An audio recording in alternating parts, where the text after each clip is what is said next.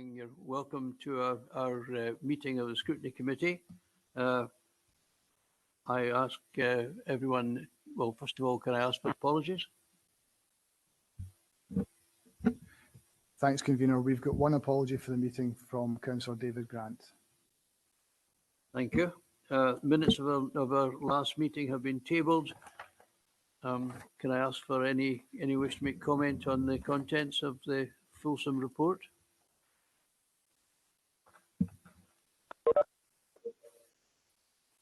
Thank you. Straight on to service performance. No, forgive me, to the rolling action log.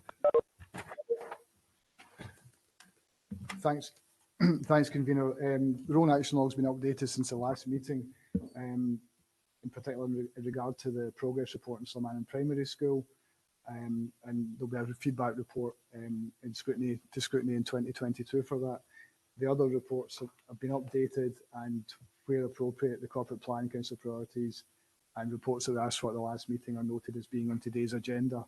There was an update on item 563, which is the coronavirus update, just to say that a pulse survey on working from home and hybrid working is recently completed, and the report will come to the January 2022 meeting. So other than that, I think everything's in order, Convener. Thank you for that. Anyone wish to make a comment or raise any questions on the content of the rolling action log? Convener, I've got a question. With regard to the report of the Scrutiny Panel Pupil Equity Fund, I believe it's still in progress. I'm happy about that, but that report, that date of meeting was the 1st of April. That was some time ago, actually. What I would like to find out regarding the Pupil Equity Fund is it possible to find out how much the money's resources are still available for this fund? And also, is it possible to understand the reasons that schools cannot use this at present, or perhaps they are using the fund at present? So maybe a little bit detail on that matter. Thank you. Convener, I can probably assist with that. The reason it's stated the 1st of April was that that's when the meeting met to consider the report of the Scrutiny Panel. But what committee asked for in accepting the report was that an outcome of pupil equity funding closing the attainment gap was circulated to the committee after the end of the term next year. So at the end of next year, when there's been a full year, there'll be another report coming back to the Scrutiny Committee, which is why they expected reporting dates 25/11/22. So it's not that the information hasn't been produced. It's committee had the report, it's satisfied with the outcome of the panel review, but it's asked for an update report, and that report's due on 25th of November next year. In regard to the questions Councillor Benny asked for, we could speak to the Director of Children's Services, and if there's any updates that could be given to members in the meantime, but I don't think it was the wish of the committee at that point to have another report on Pupil Equity Fund, if that's satisfactory. Well, yeah, no, that's absolutely fine, but I was just wondering, you know, maybe we could have a wee interim report at present. Would that be possible?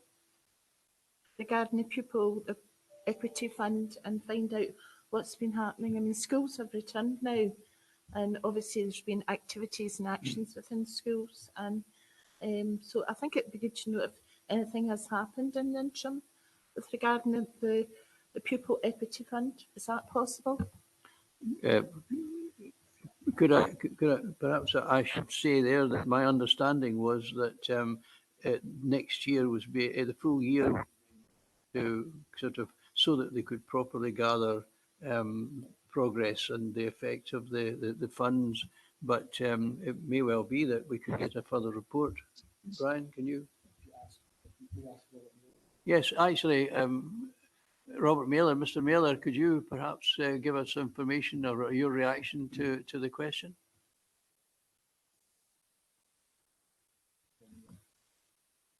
I think you're on mute.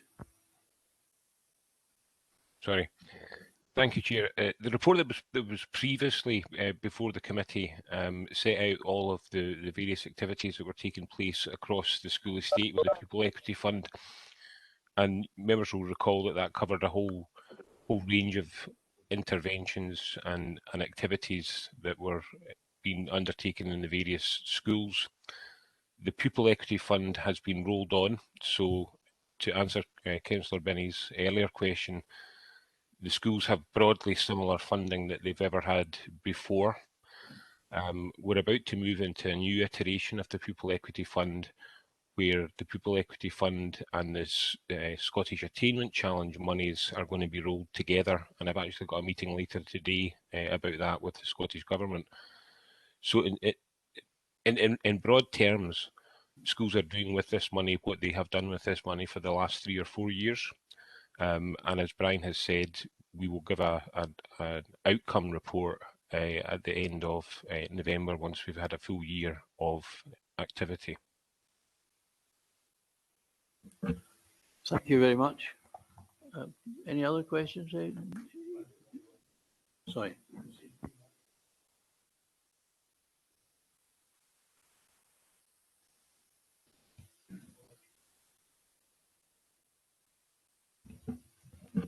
Right, thank you.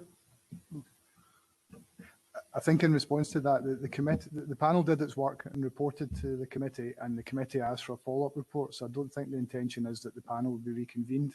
I think it'd just be a case of the report would come direct to the committee. Any other questions on the rolling action log? And if not, we'll proceed to agenda item 5. We note particularly the presence in the meeting of Councillor Spears, who of course is an officer with special governance for some of the topics covered under the report. I think we turn to Douglas Duff now. Thank you, Acting Director of Development Services. Douglas,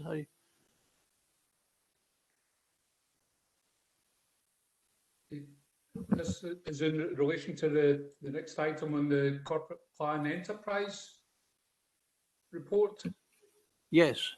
Yeah, and so you'll note that the report has been produced jointly by our own service and corporate services, and it's sorry, I'm just bringing it up here.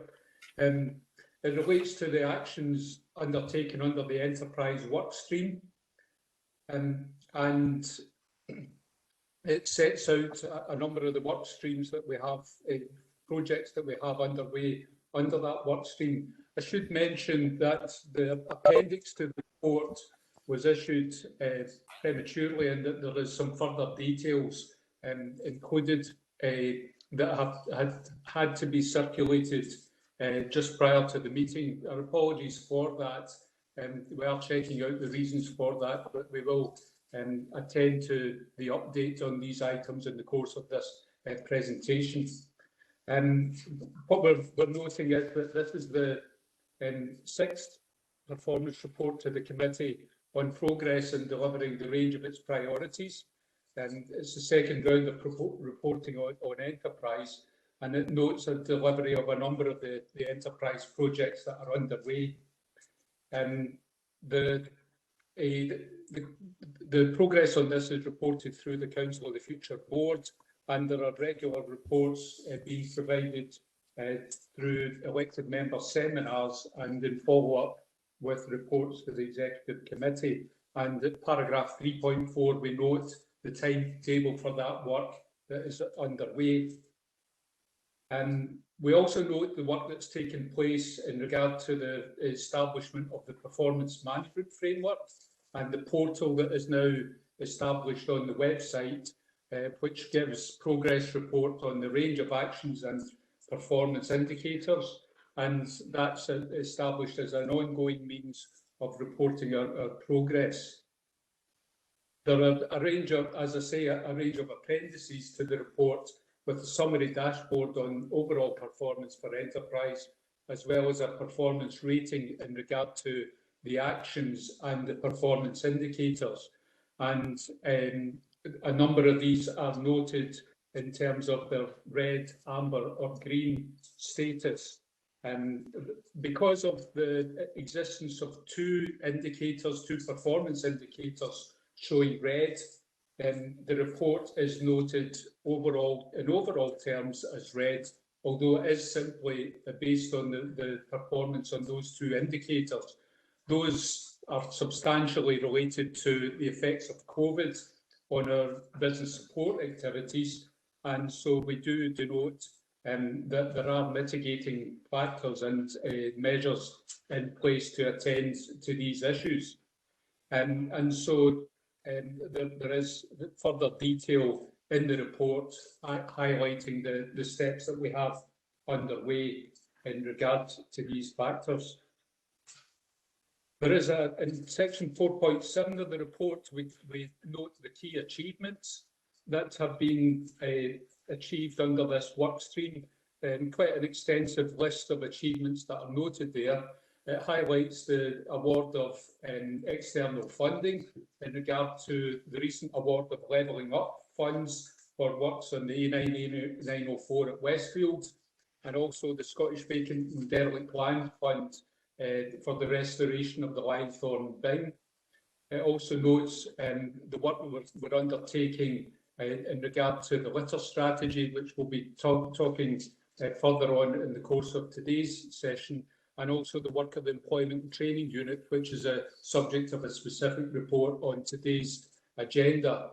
But it does note quite a significant range of achievements have been made over the course of the delivery of this work stream. The report sets out the implications in financial and resource terms, but the main meat is contained in the appendix, which has, as I say, in overall terms, a red flag around these two performance indicators, but has got detail in regard to the effects of COVID as being a principal factor in regard to that performance, and also an update on the range of actions that we have been implementing. Pete Reid is also on the call, Sarah McCulley, in regard to employability, and therefore we're happy to take any questions in regard to the report. Thank you very much, Douglas. Thank you for that. I just simply throw it open for questions. Thank you.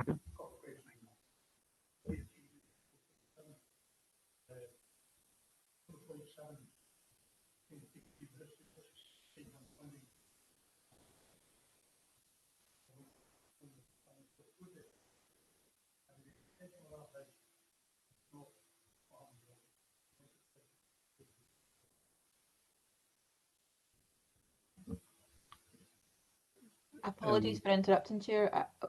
We weren't able to hear. Was it Councillor Blackwood, or I can't see from the lighting here in the meeting there?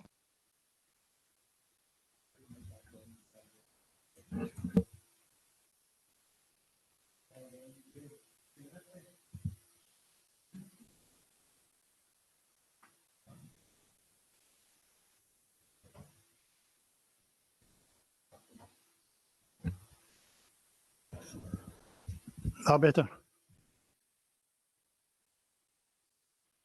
Yeah.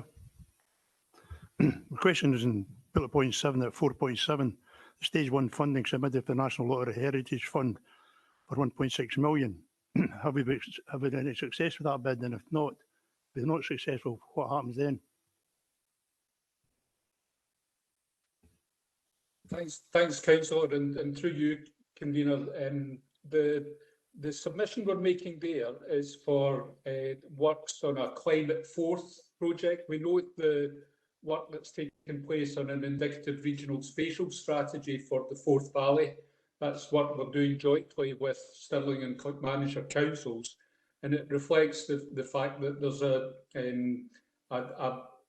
direction of travel with regional planning policy just now, looking towards the formation of regional physical plans and economic strategies, regional economic partnerships that are expected to come together and will in time influence the flow of external funding that's available to our communities. And so that is a general process that we have underway with those councils. And we have been working with them on joint projects around the River Forth and the Forth Estuary to promote the environment and the economic prospects around the river. And so that's a stage 1 funding bid. It follows on from work that took place in recent years around the Fourth Landscape Initiative, the Inner Fourth Landscape Initiative, which undertook a range of environmental projects along the estuary. And so this is a further round of that work. It is a stage 1 bid, and so there will be a further round whereby, if we are approved through this initial stage, we'll work up more detailed plans. If we're not successful through that route, then we could be looking at other external sources of funds to support this. Obviously, the Heritage Lottery Fund is a helpful route towards sourcing that money. That was the source for the original landscape initiative, but we will look at other sources of government or other funding that can help deliver that type of programme. Thank you. Another question, John. Thank you. Councillor Balfour, I see your hand was up. Can you? Convener, another question. Oh. Right. And my last question, Douglas, is in the bottom, number 13, bullet point, commercial property portfolio vacancies reduced with 5 significant letting underway across the area. Could you expand on these lettings and what impact they'll have in our area? The portfolio is very fully let. There's significant pressure on the portfolio just now, partly as a consequence of COVID and extra demand for warehousing space and any form of storage space. So there is a lot of work taking place on that. In terms of the 5 significant lettings, I'll maybe bring in Pete. I don't know, Pete, if you have more detail on that. Failing that, I'm happy to get more details on these lettings to you, Councillor. Thanks, Douglas, and through you, Convener. Essentially, these are significant lettings down at Westmeads Industrial Estate. As Douglas has indicated, we have strong demand at the moment for industrial end users, and this is important in terms of minimising our vacant space and rates that we would maybe pay on that, but also it's rental income that we are also bringing in, and these jobs are and the jobs that these businesses coming in will create. But certainly in terms of the detail of those, I can come back to members with the specific detail, but it's in summary to say that the asset team are busy in terms of dealing with inquiries in respect of our portfolio. Thank you, Convener.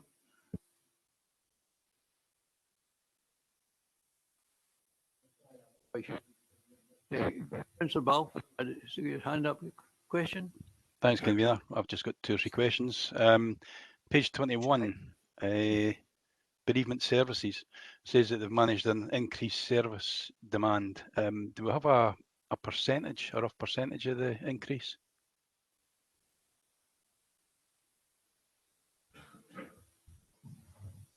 I don't have that detail in percentage terms.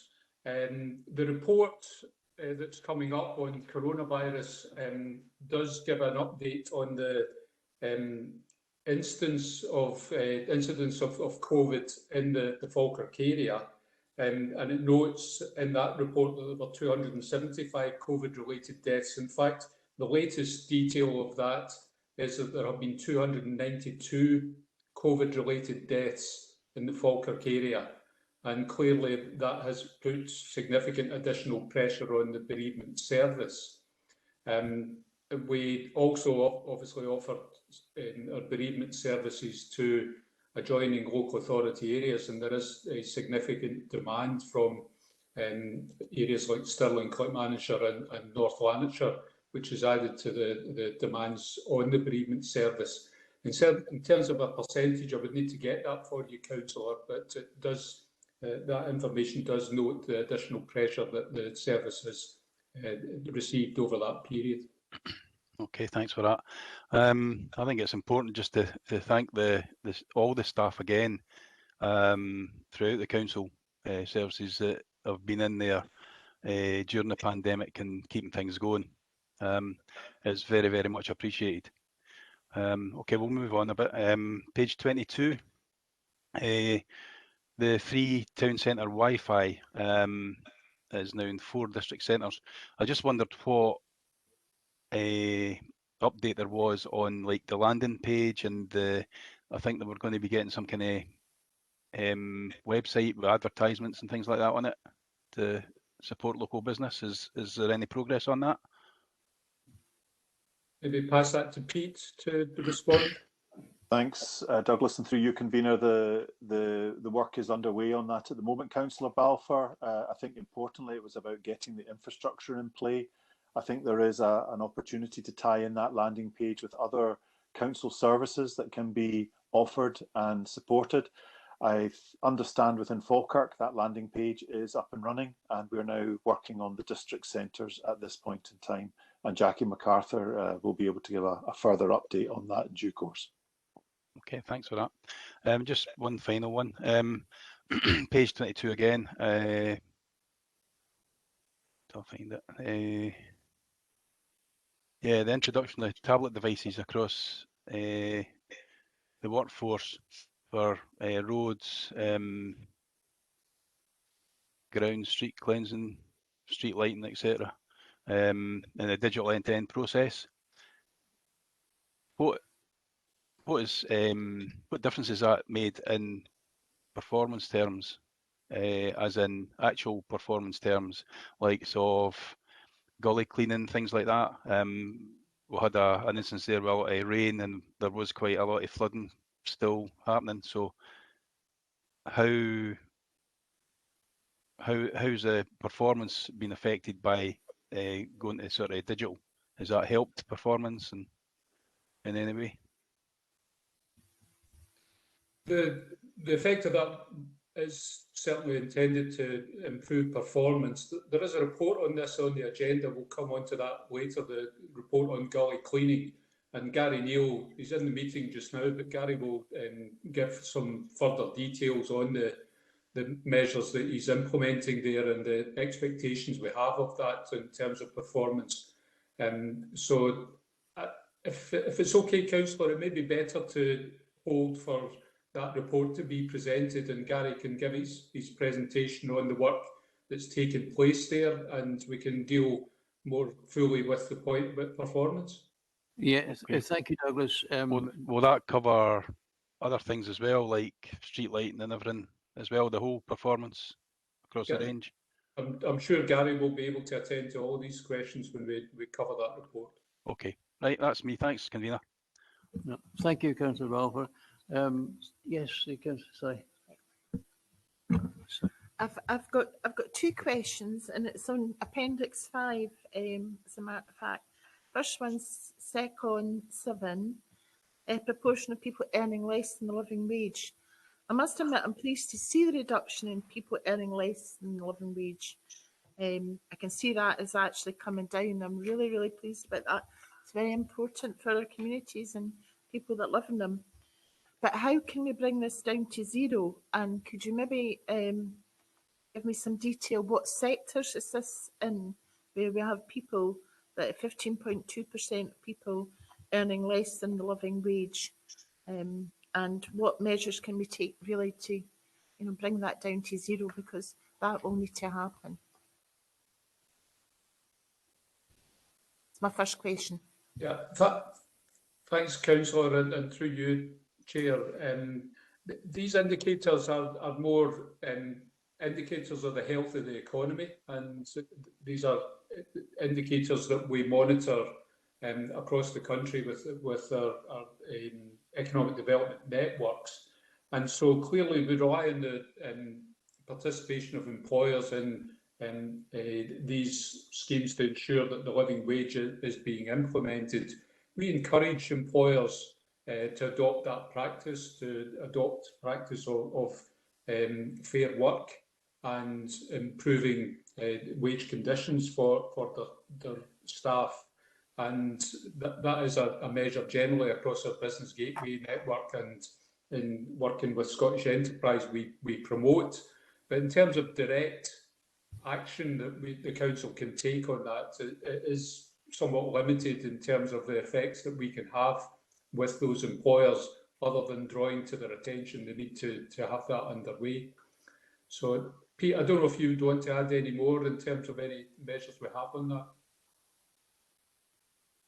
At this stage, no, but we do continue to monitor this closely in terms of the work we do through our employment training unit and the support that we give to those that are specifically looking to be supported in that, to get them back into employment, to get a wage into households, etc. But this is something we're continuing to monitor closely as we look to articulate and develop our overall economic impact of our area. And that will be feeding into future work that we will be reporting back on after completion of our economic recovery plan support to the economy. Thank you. I've got another question, and it's regarding the town vacancy rates, Appendix 5, page 33, second 9 is matter of fact. The percentage of the town vacancy rates have remained the same in 2018-19 and 2019-20. When can we expect an update? I must admit, I'm hearing all the time, obviously on social media and obviously in the media, that you businesses have come to Falkirk. So I feel that it would be good if we could have an update if there has been increased business in our town centre.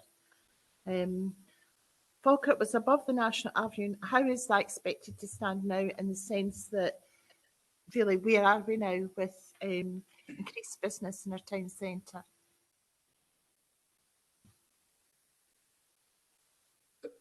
There is some further information, again through you, Chair. Obviously, this data has been presented for 1920 in order to give consistency with the range of other indicators that are reported here. But our planning team undertake a regular town centre health check, and they've just completed the work for 2021 or for 2020, in 2020-21. And so that information has been drawn together into the updated Town Centre Health Check report. And that did break down the rates of vacancies in Falkirk Town Centre in different areas, the primary and secondary locations. And it showed in overall terms an increase in percentage of vacant town centre units, including Central Retail Park, of 17.5%. And if excluding Central Retail Park, the overall vacancy in units is 17.9% for 2021. So it does show a significant increase from the previous years. And that the expectation of that is that that's the effect of COVID and the general downturn in the retail sector. Thank you. Yes, thank you for that, Councillor Binney. I think it would be wrong of me not to take the opportunity within that Appendix 5 to note remarkable improvement under Second 1, the unemployed people's assisted, etc. That would appear to be a dramatic increase in improvement, which should not go unnoticed. I wonder if David or Pete Reid would like to take some kudos for that, or at least give us a background to the improvement. Thank you. Thank you. Sarah McCulley is on the call, convener, so it might be worthwhile Sarah taking the kudos for that work, or rather, I think, giving more detail in terms of the change in performance in that indicator.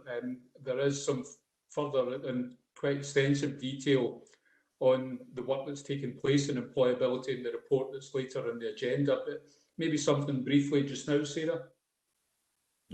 It would be, any background information would be welcome. I wouldn't like everyone who's worked so hard to achieve this result isn't given due recognition. Thank you. Thank you, Douglas, and through you, convener. Yes, there's clearly been a significant difference, particularly in the benefit claimant rates for young people within the Falkirk Council area. So at its worst, we were at 10.1% with young people in the Falkirk Council area claiming benefits in about May, June time 2020. There has been significant investment from Scottish Government and also through the local authority to provide more services and more robust services that meet the needs of our young people locally, to try and engage them in training and employment interventions. So it certainly seems to be going in the right direction. And yes, I will certainly feed back to the staff team on their efforts. And I think the wider local employability partnership as well, as we've worked tirelessly together to make sure we can achieve the best outcomes for our young people and our wider communities. Thank you, Convener. Thank you very much for that. I understand that Councillor Spears has been waiting to ask a question. I apologise for the delay. Robert, would you like to come in here?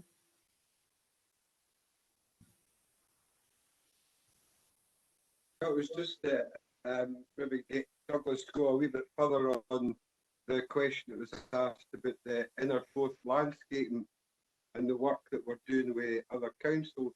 Obviously, that's vitally important because there's more than one council on the Forth estuary and the upper banks of the River Forth.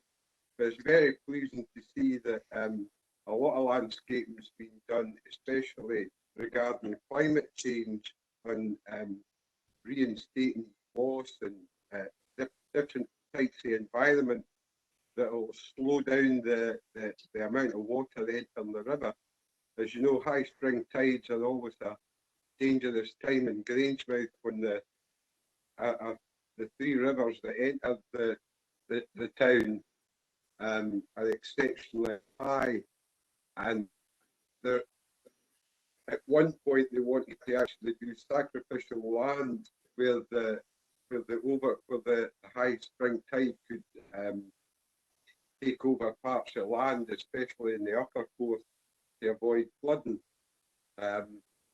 I wish them every success and hope that we get further funding for this, because due to climate change, it's obviously vitally important. So if Douglas could maybe give us a wee bit further insight to some of the work that's going on. Thanks, Councillor, and through you, Convener. Yeah, this work's really important, and I think the work of the Inner Forth Landscape Initiative was really, laying a path towards further work of this type and recognising its importance in mitigation of the flood risk across the Forth. The members will be familiar with just the scale of the flood risk that our area experiences, and the focus that is on Grangemouth in particular, with the flood risk given its economic significance for the nation, as well as the community that resides alongside industry there, and that it does experience that risk.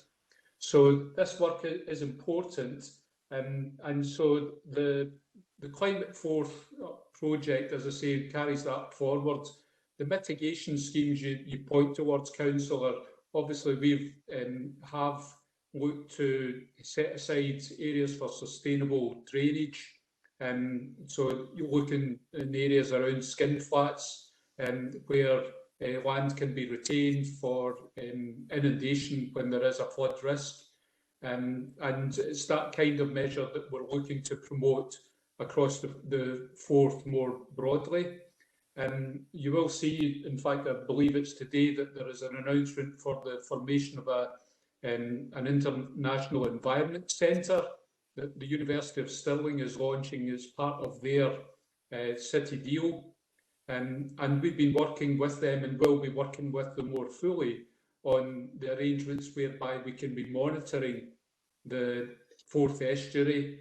We can highlight where there are any possibilities of risk, and we can take measures, and through the likes of the Climate Forth project, we can target measures for the likes of these preventative schemes to mitigate the effects of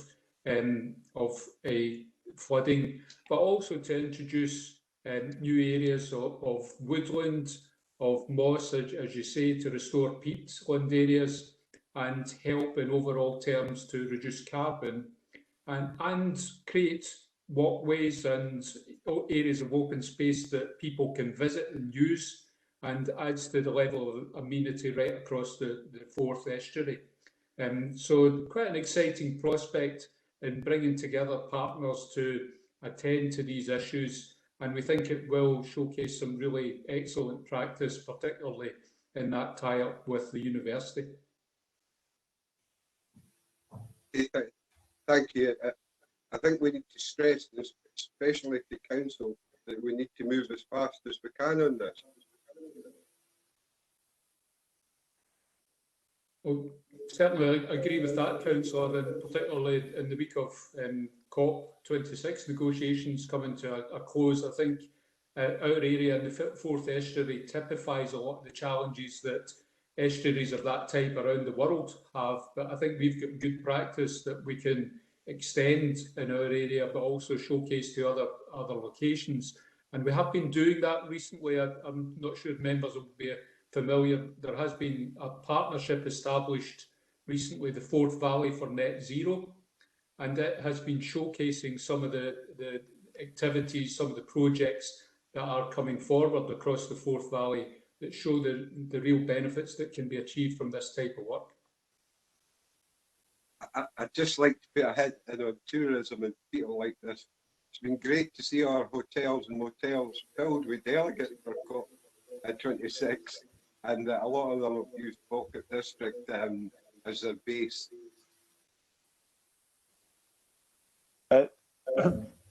Thank you, Councillor Spears, and through you, Convener, just to confirm that we have had a good number of delegates visiting our area and visiting attractions in our area that have come out from Glasgow, and there's a good story that we've been able to articulate through our strategic partners of what's going on in the Falkirk area. And yes, the hotels have been busier over this time, and it'll be interesting to see how that reflects in the performance stats when we do our annual review. Thank you very much for these questions and responses. Can I ask if anyone else, member, wishes to raise a question?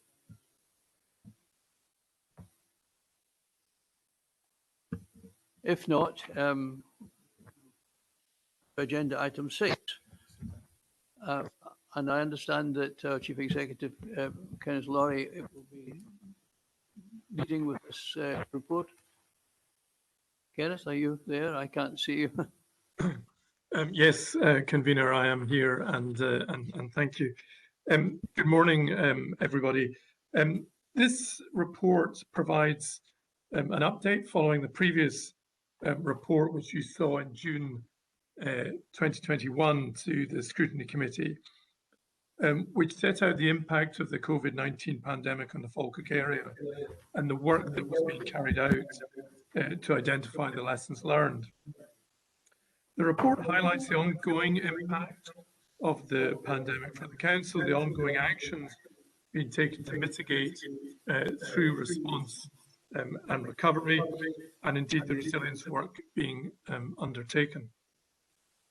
It's been brought together with input from all services, and I'm particularly grateful to Stuart Menzies, our still relatively new resilience coordinator, who's pulled this together on our behalf and is on the call today. So you may recall the report in June had a lot of detail about the response of all services. It included a series of best practice examples which highlighted some of the excellent work carried out by officers across the Council working with partners and communities.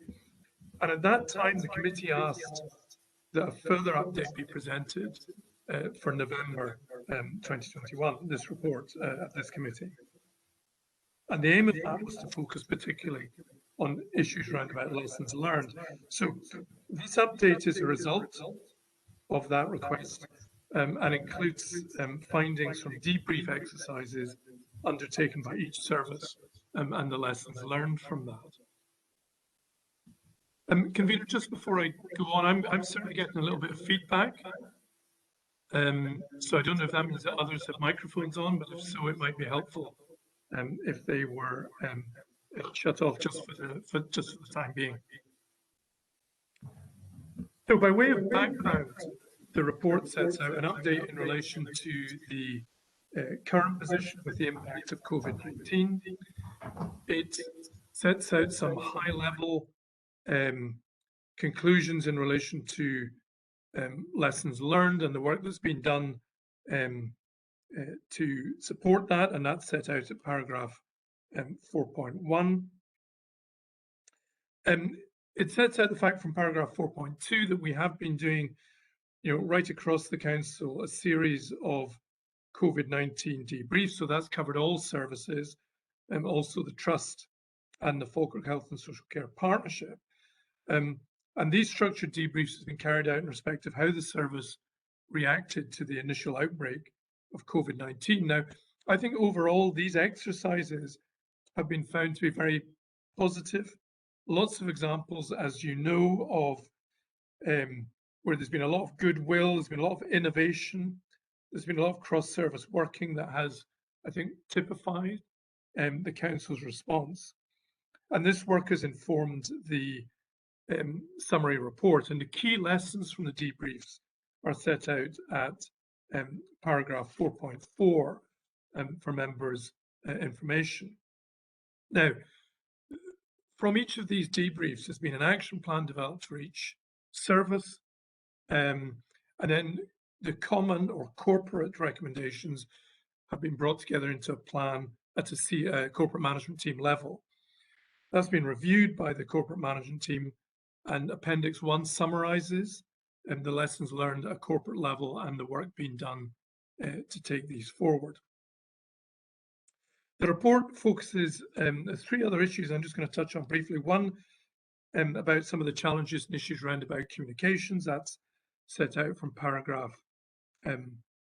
I think there's been important issues and important learning in that area. From paragraph 4.13, some of the wider work around about business continuity and resilience, which Stuart and or other colleagues may wish to talk some more about. And then from paragraph 4.20, and I think this is a really important issue relating to the Health and Social Care Partnership, and this won't be a surprise to any of you, of course, but of course, the Health and Social Care Partnership is still in emergency mode, in effect.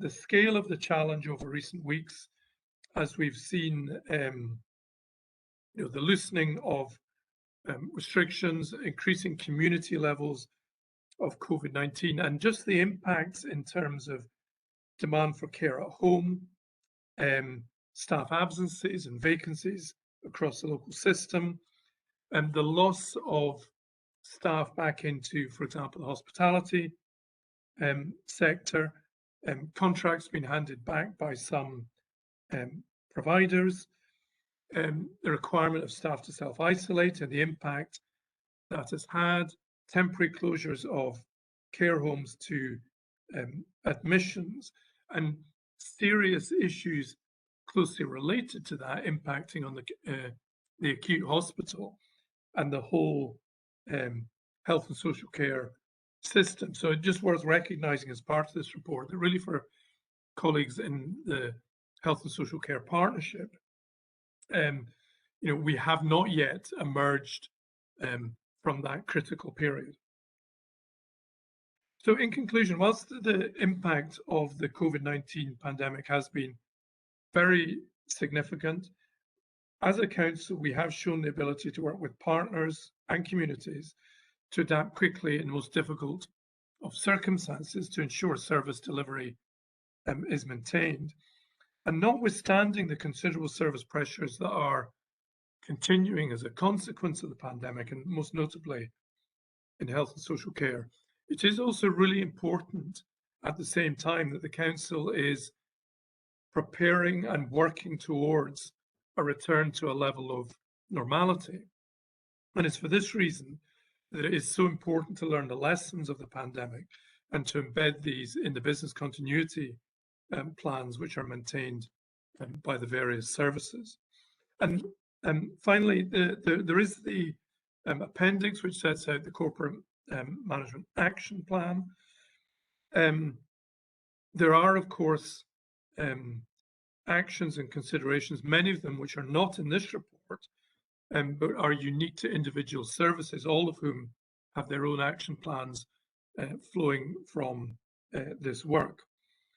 In terms of the corporate action plan, the focus really is on planning for resilience at a CMT level. And we've also highlighted the really significant issues around about HR and IT issues which apply right across the council.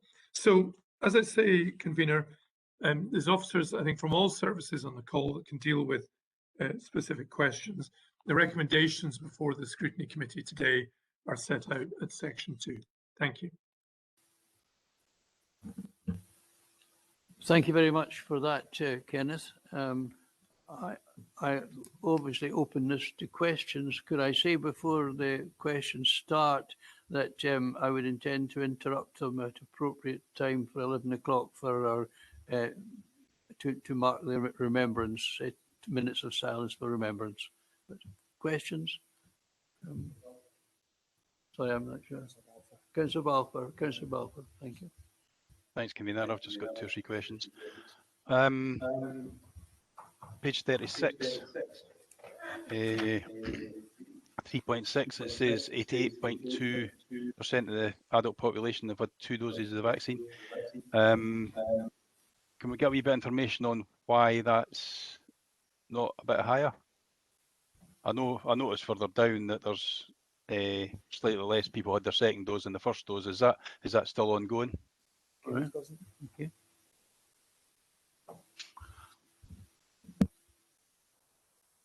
Convener, through you, I wonder if perhaps Martin Tom, who's on the call, may be best placed to provide an answer to that. Thank you, Kenneth. The vaccination programme is still ongoing, but it's still down to personal choice whether people take it or not. But we are trying to stress the importance of taking the vaccine. But the programme will be rolling indefinitely. Actually, they have started for the booster vaccinations as well. So it's an ongoing process. As well as that, we're actually vaccinating people for flu as well. We're trying to do both at once, but it is down to personal choice for what.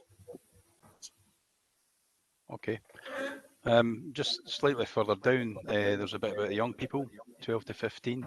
They're currently being offered the vaccine, and it's getting delivered at the Falkirk Community Hospital. What's the current take-up on that? And the fact that it's just in one location, does that cause any issues for outlying pupils and whatever? Again, I'll probably comment on that. I'd have to get that information for you, Councillor. I don't have it to hand. I can ask NHS to provide that. Okay.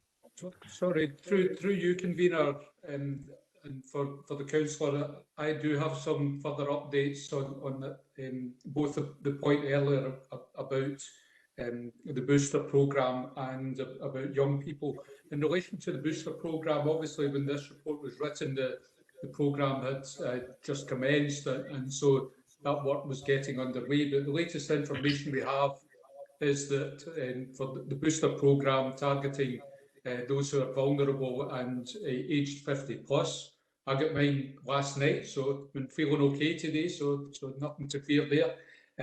But there are 30,119 people who've had their booster in the Falkirk area as at yesterday's update. In relation to young people, there are 4,426 young people have received their first vaccination. That's 60.3% of the youth population.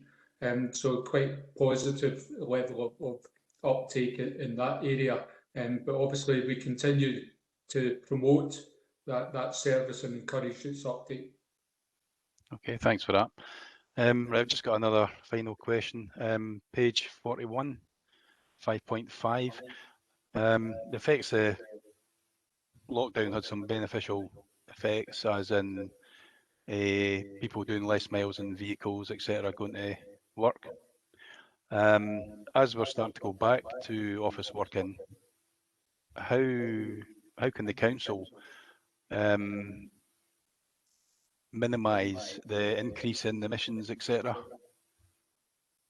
What can we do to try and keep the beneficial effects?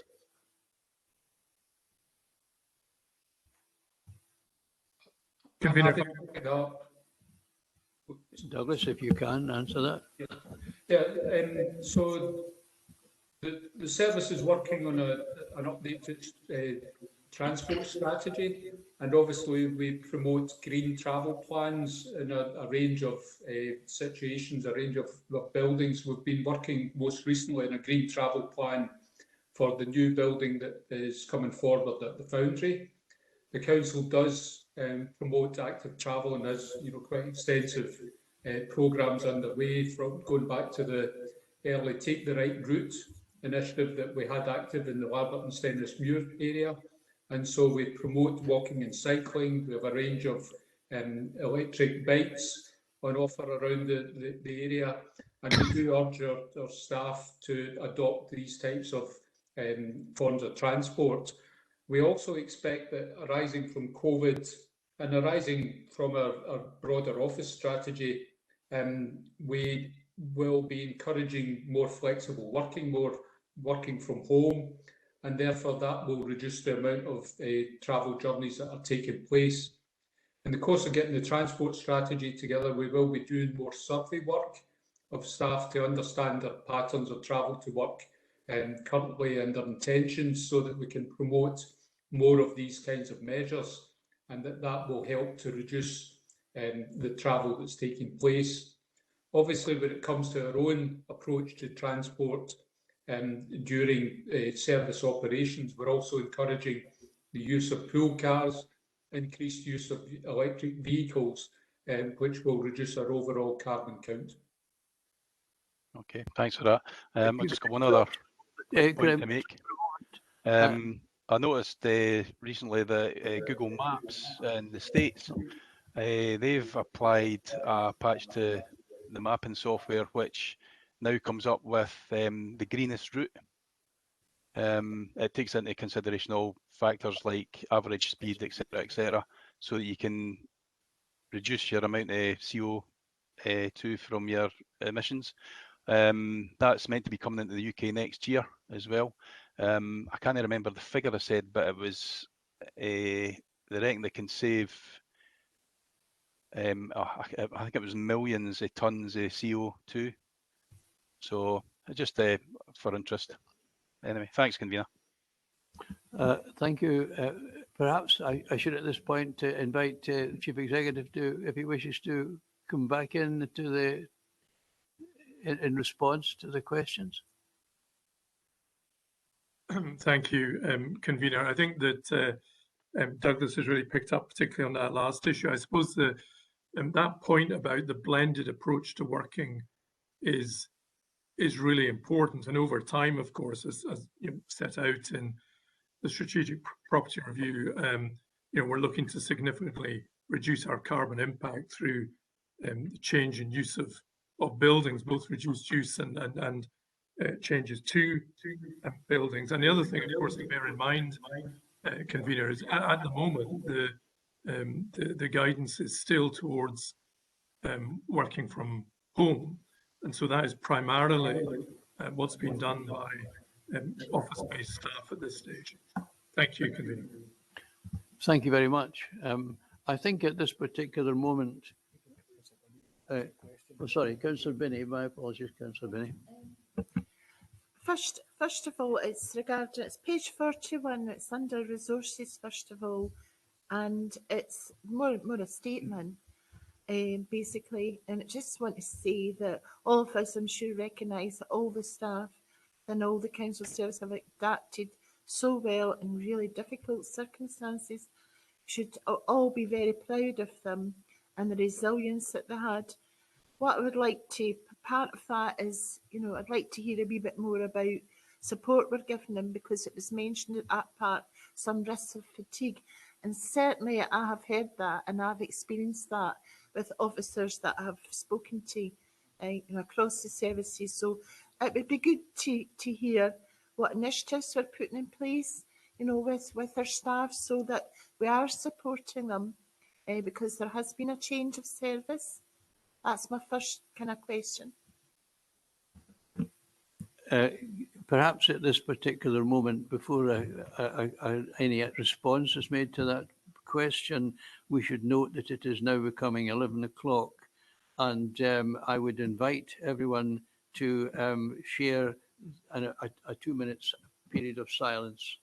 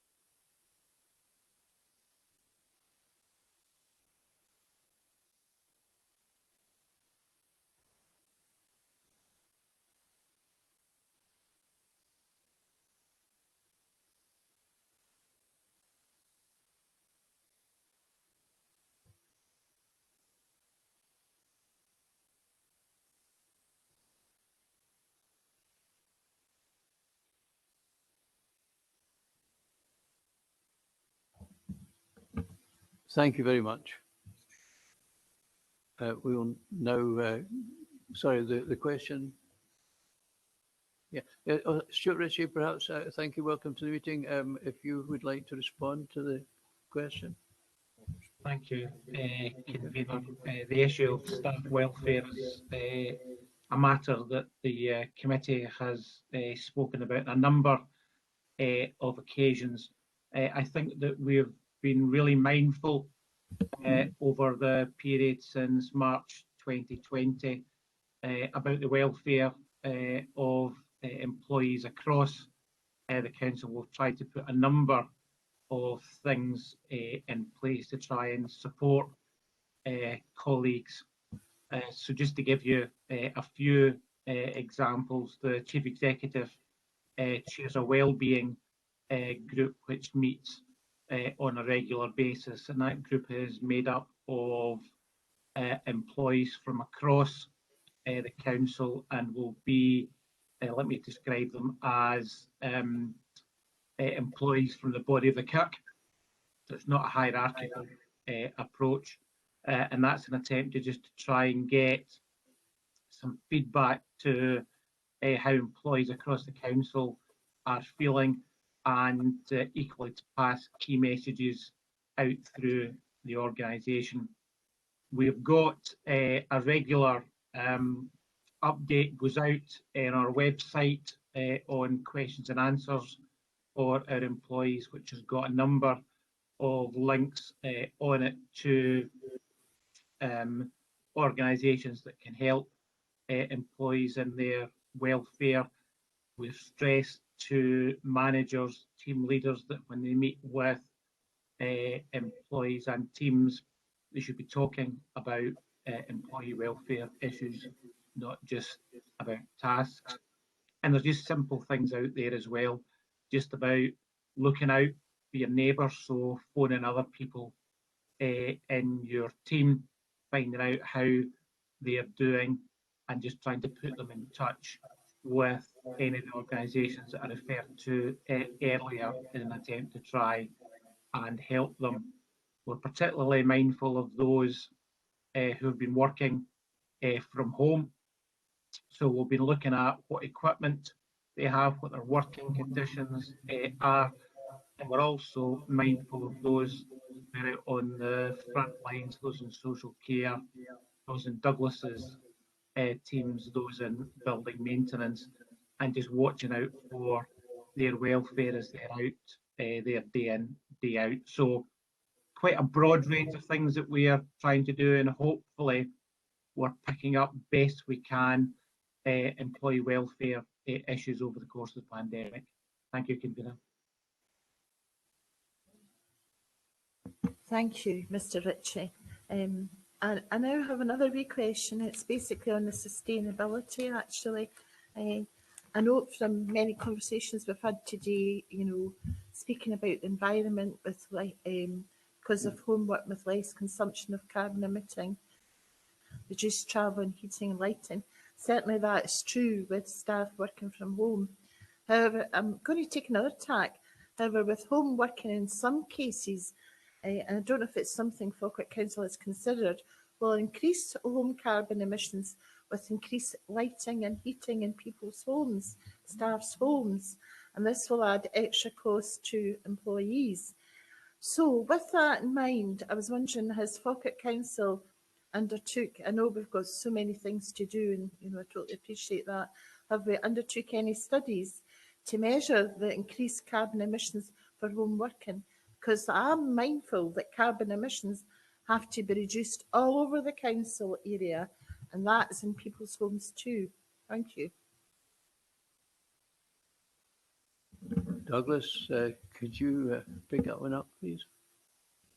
I'm not aware of any work specifically that's been done to look at the carbon effects of home working. I know that there has been some national stuff that has been undertaken in this. You refer to it yourself, Councillor, but I'm not aware of any specific survey work that our team has undertaken. Obviously, we're getting together the Climate Change Action Plan. The group's meeting later today. There was an interim programme agreed at the June committee, but we recognise there's a lot to do in climate change, and this is one of a number of actions that we'll need to pursue in the future. Thank you. Thank you very much. Can I ask a question regarding it's under 419? The Scottish Government has delegated powers to local authority officers in terms of implementing the vaccine passport scheme. Can we be prepared for that?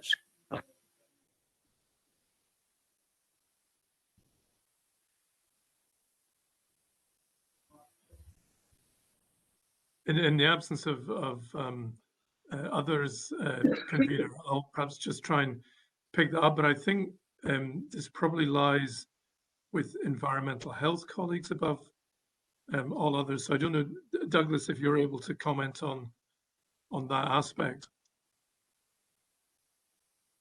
It is something that our environmental health officers are really at the start of work, looking at how to engage with, for instance, nightclub operators and so on to encourage the application of the vaccine passport arrangements. There has been early guidance issued on that process. There's been guidance issued out, which our officers are using initially in the steps that are taken there. But this is a very fast-moving area of service, and our officers are seeking more information on its practical implications for them, and whether there is, I think there undoubtedly will be issues of the resource capacity to monitor that to any great extent, given the range of demands it will present. But our team are certainly looking at it at this point.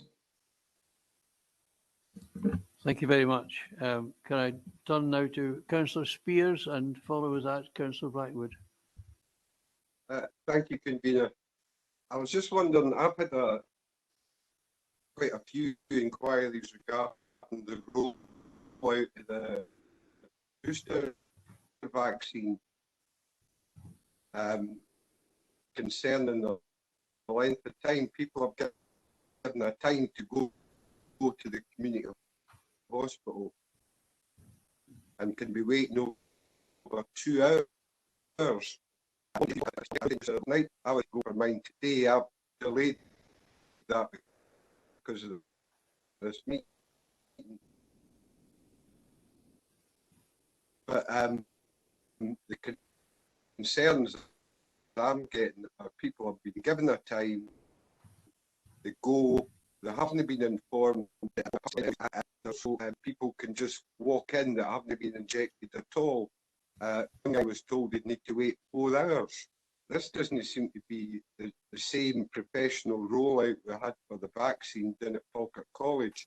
And now people are queuing for hours and hours to try and get the booster. These are vulnerable people, that's why they're first on the list. And old people having to stand in queues and go up 2 flights of stairs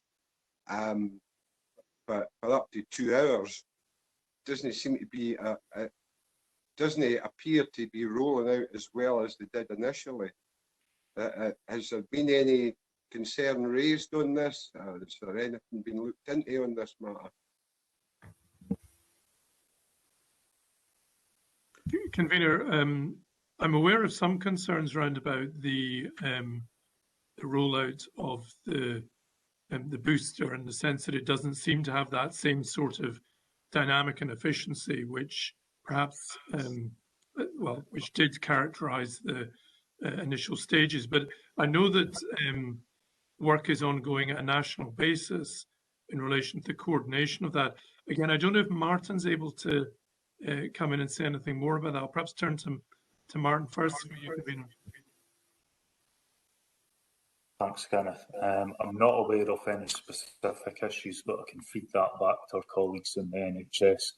But I do know, I guess picking up Kenneth's earlier point, there is extreme pressure within the NHS just now, particularly round about the acute hospital. And I know they are moving staff on a daily basis to try and cover essential services, so that will no doubt have an impact on other parts of the system. But I will pick that up with NHS colleagues and raise it as a concern and hopefully come up with a solution to rectify that. 2 points on that. I've heard the 5 people actually leaving the queue because they felt it was unsafe because of the overcrowding and the waiting, which kind of defeats the purpose of the vaccination. And surely this is an obvious situation during the present circumstance. And why has it been allowed to go ahead? If people, up to 300 people, are queuing in 2 corridors, then it seems ludicrous to me that people are that concerned, they're not going for the booster, they're walking away and reorganising their time. They haven't been properly informed of what information they need to take about times and dates when they were previously injected. And, you know, the initial rollout was superb. And for it to come to this, it's as though they haven't learned any lessons on it. It is concerning. Convener, I'm not sure there's anyone on the call that can give the as full an answer as I think Councillor Spears would wish to that question. So Martin has offered to follow up on this, and perhaps a note circulated to the committee convener might be a good way of just ensuring that members are up to date and what the latest position is. Okay, thank you. Councillor Blackburn. Yeah, before I ask my question, convener, I've been down to the community hospital for my booster jag, and I had no problem at all. There were 2 flights of stairs, but there was lifts available if you wanted the lift. There was no any queuing. Maybe I was just lucky, but I had no problems at all. I thought it was very efficient. My question is based on 422. These new restrictions have increased the spread of COVID in the community, which obviously it says are affecting staff resources. which then again has an effect on home care, care homes and hospital admissions.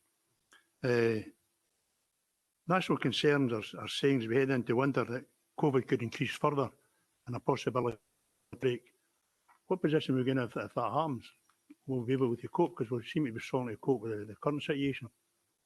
What resources are putting any resources in place in case this transpires? Convener, I mean, this is a huge source of concern, both locally and indeed nationally. And you'll see quite a lot of coverage in the news today, both north and south of the border, picking up specifically on these concerns. And of course, winter planning arrangements are in place, and it may be that actions will need to be taken. We've seen this in other places about some services, NHS services and other services being withdrawn in order to cope with the situation if it declines further. I'll turn to Martin again, just to provide perhaps a bit more information on that. I think you've fairly covered that, Kenneth. We are seeing a whole set of different problems just now, because restrictions have been eased. We're seeing staff who, I guess, are giving up jobs in the care profession to go and work in the leisure industry and I guess other areas. That's a picture that has been seen nationally, and Scottish Government are well aware of that, and they're trying to work with us to rectify that. But unfortunately, there is no quick fix. The community spread of COVID is still a real issue for us, and we are seeing quite high numbers in the Forth Valley area of hospital admissions with COVID. I believe it's far higher than anywhere else in the country. So NHS Forth Valley itself is under extreme pressure. And as I said, the fact that we've seen staff leave the care profession to go to other areas is a real concern. We are trying a whole range of different recruitment tactics, and we're trying to, I guess, really promote the profile of care as a profession, in the hope that we can fill vacant posts. But at the moment, we have, I guess, we're in this perfect storm where we're seeing staff leave the profession. We're struggling to recruit to a number of vacancies. You'll be aware that our internal home care service already carried a significant number of vacancies that we were struggling to recruit historically. And I guess that's alongside other industries opening up and recruiting staff at the same time. So we have done a lot of joint working with local colleges, universities, and we're doing joint work with the NHS to see how we can recruit in a very different way. The short term, we've attracted some bank staff through the NHS to come and work within the service and support our services. But at the moment, we're trying to maintain as many business as usual services as possible. So, for example, we reopened our day services, which saw staff that had been supporting our in-house home services back to day services so that carers could get a break and service users could get a break. If the position worsens, we will have to look at which services we provide. You're probably aware that we have significant waiting lists of people who have been assessed as needing care in the community, and that we're unable to provide that care, and we're trying to manage that on a daily basis. I guess the view from health and social care professionals is that we are in a much worse position now than we were during the height of the pandemic because of that easing of restrictions, and we're just having to manage that on a daily basis. Our staff and our managers actually work across 6 days now to monitor where staff resource needs to be, and we are planning for winter. We are looking at using some of the spare capacity that is around, and there is some. We have seen fewer admissions into long-term care since the start of the pandemic. So there is some resource there that we're able to flex and use in a slightly different way. But we are just monitoring that on a daily basis. And it may be helpful for members to get a fuller update on some of those pressures at a future meeting. Councillor Goldie, question? I see your hand up. Mute. Yes. it's no a statement, it's maybe a wee bit of a statement, the first convener. Like Jim Blackwood, and I'm not criticising anyone at all, but like Jim Blackwood, I attended the Old Falkirk Royal on Saturday. We were expecting to have 1,100 people in that day, and I didn't think it went badly at all. The army, of course, was there. There were some people there for the Navy, and God help us what we'll do if the army can get more support to us.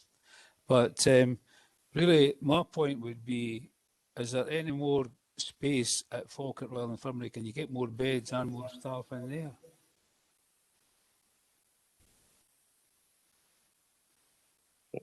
I think there's two issues there, Councillor. They're already using space that they technically shouldn't be using, I suppose.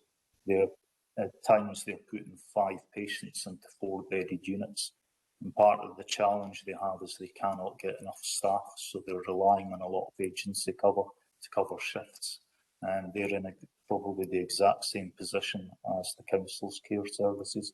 We have lost a number of staff. I'll be back in 1 second. I've got something. We've lost a number of staff over the course of the pandemic, and we are struggling to fill vacant posts. The NHS are finding nationally that there's a shortage of staff, trained staff, and all. Sorry about that. Sorry, I've just carried on. That's you're quite right, yeah. The issue really is that all health boards are competing for the same staff, and I think nationally there is a shortage of those professions. There's a shortage of district nursing, there's a shortage of qualified nurses and physios and allied health professionals. Very similar position to the council in terms of our care staff. We're all competing for staff within the same pool. So even if we had additional beds, we wouldn't have the staff to cover those beds. So do you think, well, if you've not got the staff, we need to bring in the army again? Or the forces anyway? Yeah, I mean, the army is helpful in some respects, but it's more the logistics elements that we're helping with rather than direct provision of, I guess, professional care. That's going to be the challenge for us. Fine. Thanks for that, convener. Thank you. Thanks.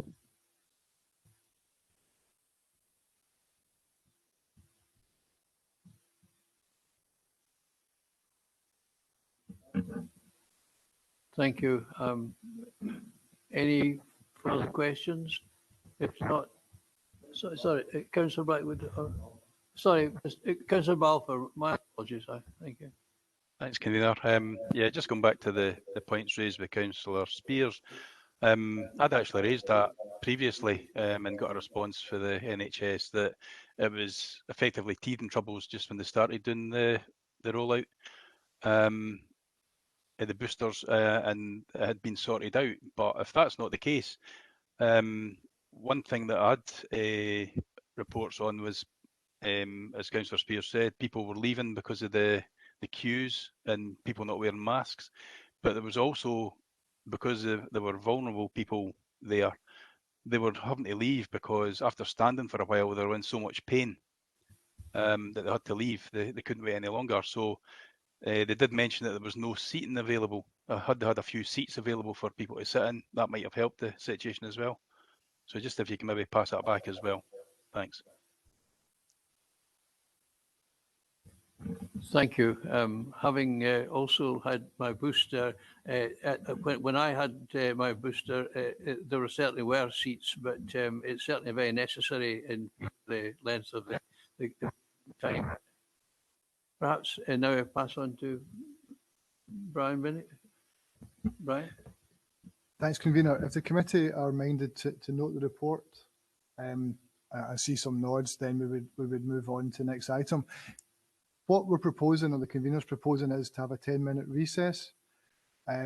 Normally at scrutiny committees, when we have the corporate plan report, members who aren't on the scrutiny committee are entitled to attend, and obviously we have Councillor Murtagh and Councillor Spears this morning. They would normally have been asked to leave and the committee would have gone on to the rest of the agenda, but because the coronavirus report covers all services and both councillors are portfolio holders, the convener was more than happy for both to participate. However, now that this part's finished, we'll go into a 10-minute adjournment, and if Councillor Spears and Councillor Murtagh could leave the meeting. They can, of course, watch through YouTube live stream if they wish. Thank you. So that would be coming back at 11:35. Thank you. Thank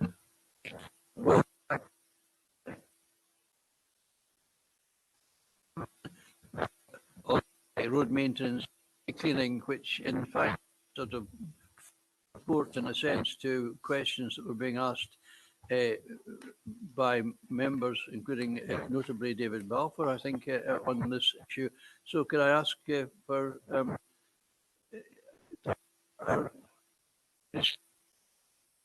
officers? Forgive me, I can't see you all.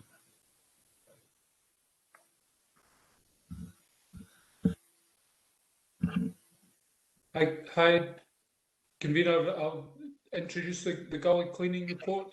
Yes, please. Thank you. Okay, everyone online? Yep. Okay, so this report gives an update on the performance of the road drainage and gully cleaning services that are operated by our roads and ground services.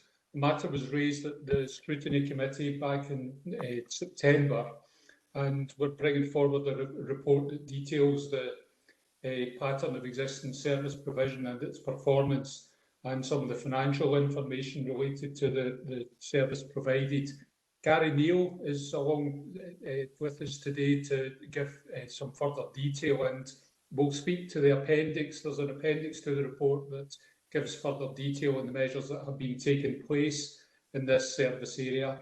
That's partly recognising the fact that there are some issues with the delivery of this service and the pressures that it has been experiencing in recent years, arising from reduced budgets and added pressure through the issues with the workforce and the effects of COVID. And so we'll cover some of the detail of that in the course of presenting the report and in follow-up questions. The report notes us to note the performance of the service, and that a further report will be brought forward in a year's time to pick up on the issues that are being pursued by the service. My apologies, I've got a dog bleating in the background here, so I'll try and talk over the top of that and ask him to stay quiet. Noah, stay quiet, please. Anyway, so the background to the report sets out our duties under the Road Scotland Act to make sure that we manage and maintain all roads, and that these are the adopted roads network, which is our responsibility. We do that by following a code of practice, which suggests that we should adopt a risk-based approach to all aspects of road maintenance, and gully cleaning is an important part of that road maintenance task. We have around 35,000 gully drains that have to be maintained, and the table at paragraph 3.4 notes the performance of the service in cleaning those gullies over the past 3 years, and it notes a downturn in that activity over that period, partly, as I say, affected by COVID, but also some other pressures financially and workforce related that we've had to deal with. In particular, with the working days available, that the service had to face the situation where we only had 40% of the capacity available in 1920 and 55% during 2021. And that was discounting the COVID-related absence. And so our service was targeted towards emergency provision, known problem locations, and roads that are critical to the resilience of the area. And it ties in to the earlier conversation about flooding. There's further details here, but to emphasise that the targeting of this service has been very much attuned to the areas that are a known flood risk. And so that risk-based approach is a fundamental way of delivering. We also make sure that we adopt the most efficient way of using our resources, and have been reviewing the cleansing routes adopted by our teams to make sure that service is as well targeted as possible. Importantly, we've been introducing a data-led approach with in-cab tablet devices being established and the service operating using those digital techniques. That allows, as I say, better targeting and more efficiency in the operation of our work. Absence has been a significant factor for us, and meetings have taken place with our staff through our coordinators, HR staff, trade unions, and more broadly with the workforce to reinforce the concern and need to maintain good attendance levels with the service to attend to the issues that the service has to deal with in its demands. And additional staff have been undertaking training in this specialist area of work to offer additional resilience and backup to the operation of the service. Section 4.6 highlights just the scale of the challenge that we anticipate in future years and the expectations that as climate changes, we will likely see reduced precipitation during summer, albeit there may be inundations at particular periods during the summer months, and also increased precipitation during the winter. And obviously some of the events, as we've seen in recent years, can be significant in placing demands on the service. So the climate impact plan reinforces the need to account for the changes in rainfall patterns and attend to the risks relating, for instance, to flash flooding events that we've experienced on a number of occasions. And the adoption of that data-led approach really, therefore, is fundamental in how we move it forward. That, alongside work to encourage good levels of attendance in the workforce and most efficient practice, is going to be the way forward.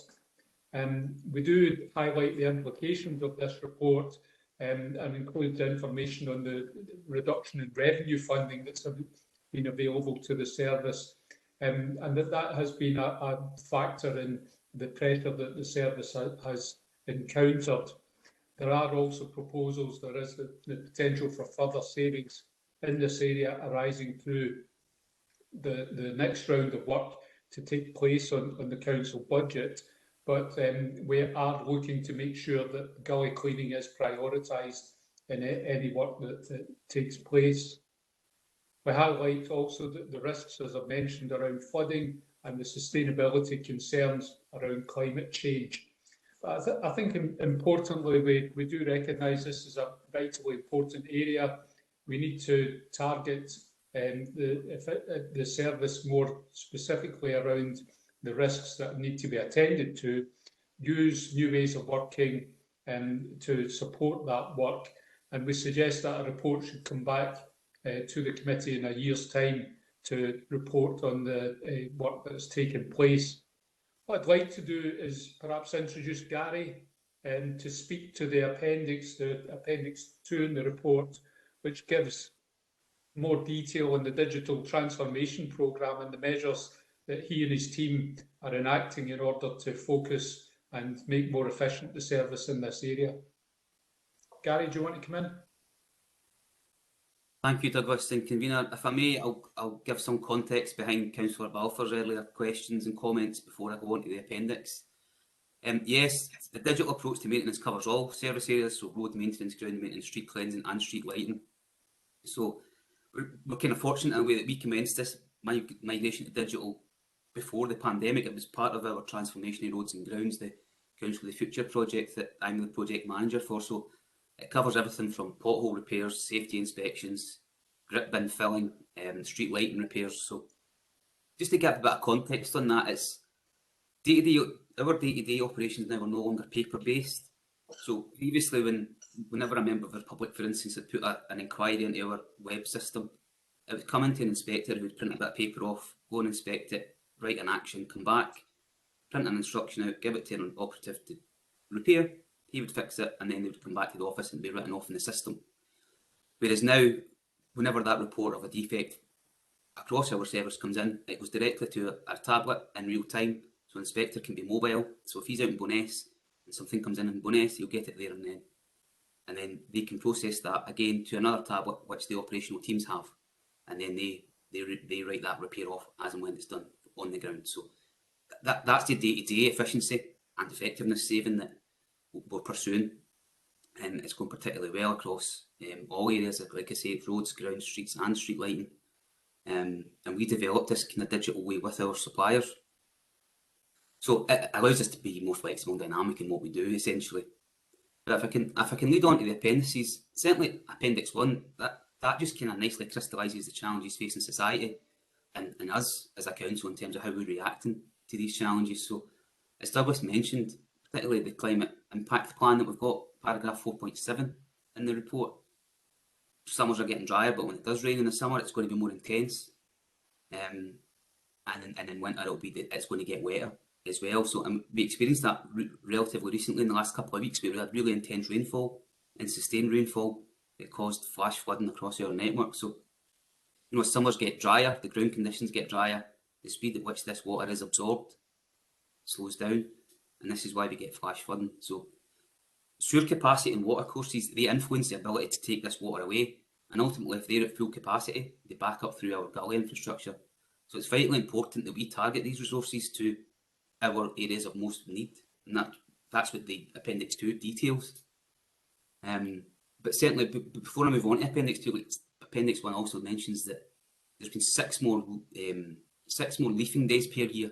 So we know that the leaf fall is going to be more delayed in years to come, which impacts the road infrastructure, and obviously they can lie on top of our gullies and cause issues with water. And again, we know that the temperature, rainfall and sunshine in 2020 were in the top 10 for the first time ever. That's happened in one particular year. So moving on to Appendix 2. So we have a detailed inventory of all our assets, not just gully assets. And that's not just the number of them, that's the type of frame, the capacity of the pot. So that ranges from what we call Grahamston type gullies. So these are the old-fashioned brick-built chambers with smaller Grahamston ironwork gully frames. And then that moves on to more modern, higher capacity plastic pots that put more water into the sewerage system or indeed the water courses if they go there. So now we've got that data, it's about how do we use that data best. We've got the initial inventory. So we're now analysing how these assets perform. And that's how we're looking to do that. You'll see in the Appendix 2 where it says our assets, smarter routes, I've called it. So we've broken that down into hierarchy. So we know that our strategic and main distributor routes, well, they're crucial to the local society and how people move around our network. So we're saying that we'll clean those twice per year, so every 6 months. And that's broken in urban areas. And that's then broken down into the lesser hierarchies, including the type of pot, like I said, like the Grahamston or the more modern pots. And that allows us to be better at what we do. But the new system as well, when they are doing this, they're recording the level of silt, which is in any particular gully at that point. So over the next 1, 2, 3 years, we can then analyse that data and trends to see how full each gully is and how often we need to tweak our service to cope with that. And in particular, that does include hotspots or wet spots, if you want to call them, that are known locations on the network that need greater attendance. So issues such as Check Bar Roundabout from Roughmute into Denny, we know that goes because the River Cairns adjacent to it and the motorway network comes off it. So that's an area that often has flash flooding events. So we recognise that and build it into our routes that gets a greater frequency of cleaning than somewhere that might not need anything cleaned for 18 months, 2 years. And it's about building that picture of data up as where we're at now. And you'll see in the Appendix 2 that's just an example of the tablet devices that we use. That's what our operatives use when they're out on site, recording defects, recording how full they are. And again, it's better asset management and inventory as well. So in the bottom picture on your left-hand side, where it shows you a picture of the gully, you can see every single time, and it's time-stamped of when we were there, what we did, and how full that was. So it also gives us greater resilience and defence should we have public liability claims as well. So that was a kind of whistle-stop tour of where we're at, but I'm happy to take any questions on gully emptying or help if I can. Thank you very much for the coverage of the report, which is appreciated. David Balfour, I think you've got. Could you come in for questions? Thanks, convener. Yeah, just Peter. that was a good report there. Yeah, it's very interesting. The digital side. I just wondered if the software also has a facility to highlight if any of the gullies, like when it's come up to the time that they should be getting changed or cleaned out. Does that come up and flag it up? Yes, it does. So there's specific routes built into the software, councillor. So essentially, it'll flag up green that it's been done, and if it flags up as red, that means it's due to be done or is overdue. Right. That allows our teams to go out and react to that. Okay. All right. Thanks for that. No problem. Okay. Thank you, Convener. Gary, it's a question on the 3.5 and 4.5. The higher absence and you discount code for that absence over the last 2 years, which is obviously affecting your ability to clean gullies. Obviously, I know you say you're addressing this problem, but what is the background of the problem? And then I look at 4.5, you've got to bring additional staff. I've been trained. Where do you get the additional staff from? Because you're taking from other departments, then surely there's an impact in their ability to deliver a proper service. How has that been managed? 4.5 could possibly have said it's existing road staff. It's not staff from other areas. It's our existing workforce where this is a specialised operation. So it's ensuring we have greater capacity within our existing workforce in order to cover for absence or holidays or for any other reason. So it's not staff from other parts of the council. Sorry, Gary, I probably didn't phrase that properly. I was actually talking about within the roads department. You're taking people from other areas. Surely, then these areas are going to have a problem delivering their service if we're taking people away from one area to fill another. Well, that's where I would expect the coordinators within my service to manage resources accordingly, wherever the greatest need is. We know that as we're moving forward, roads, grounds and streets are all part of the same service, and it's about getting that greater capacity across that entire workforce rather than just working in silos. So having that greater multi-skilled flexibility across the service to react to acute pressure such as this, and that's the process we're going through at the minute. I think through you, convener, just to say that this is a general principle that we're applying through the roads and grounds review, is to encourage more flexibility across the range of staff that support that service. We have had issues. We should note that we have had issues with an ageing workforce, so that always brings additional pressures when it comes to levels of absence. But also we've had issues with the flexibility to be able to attend to the variety of jobs that the service requires, and therefore upskilling in areas like this is helpful in giving us that flexibility. It is something we're encouraging, not just on the roads side, but also in the grounds maintenance and even into bereavement side, where we're encouraging people to have a range of additional training that allows the flexibility to move them where the pressures arise. Yeah, thank you. Thank you. Councillor McCluskey, a question? Sorry, convener. Yes, I've got a number of questions and things to bring up here, and it's a very important issue to members of the community. And I was reminded yesterday that as elected members, we're that members of that community as well. As I said, Gary, under when the weather's bad and flooding times, I think there are 2 E's because you answer emails at 2 o'clock in the morning and whatever. So I know you're a valiant officer and get back to elected members. But this report is probably the best report I've seen to explain to the public what the Council of the Future is going to be. Now you've only went back 3 years, but obviously you've said in another bit there that the budget even in 15-16 was 608,000. We know that costs and wages and diesel and everything's went up, and yet you're now down to 133,000, and we've got 25 million to save this year and other years to go, and maybe cut again, and it explains exactly why to the public out there what the problem is. Now, I don't know what the budget used to be before 15-16, it was 600,000.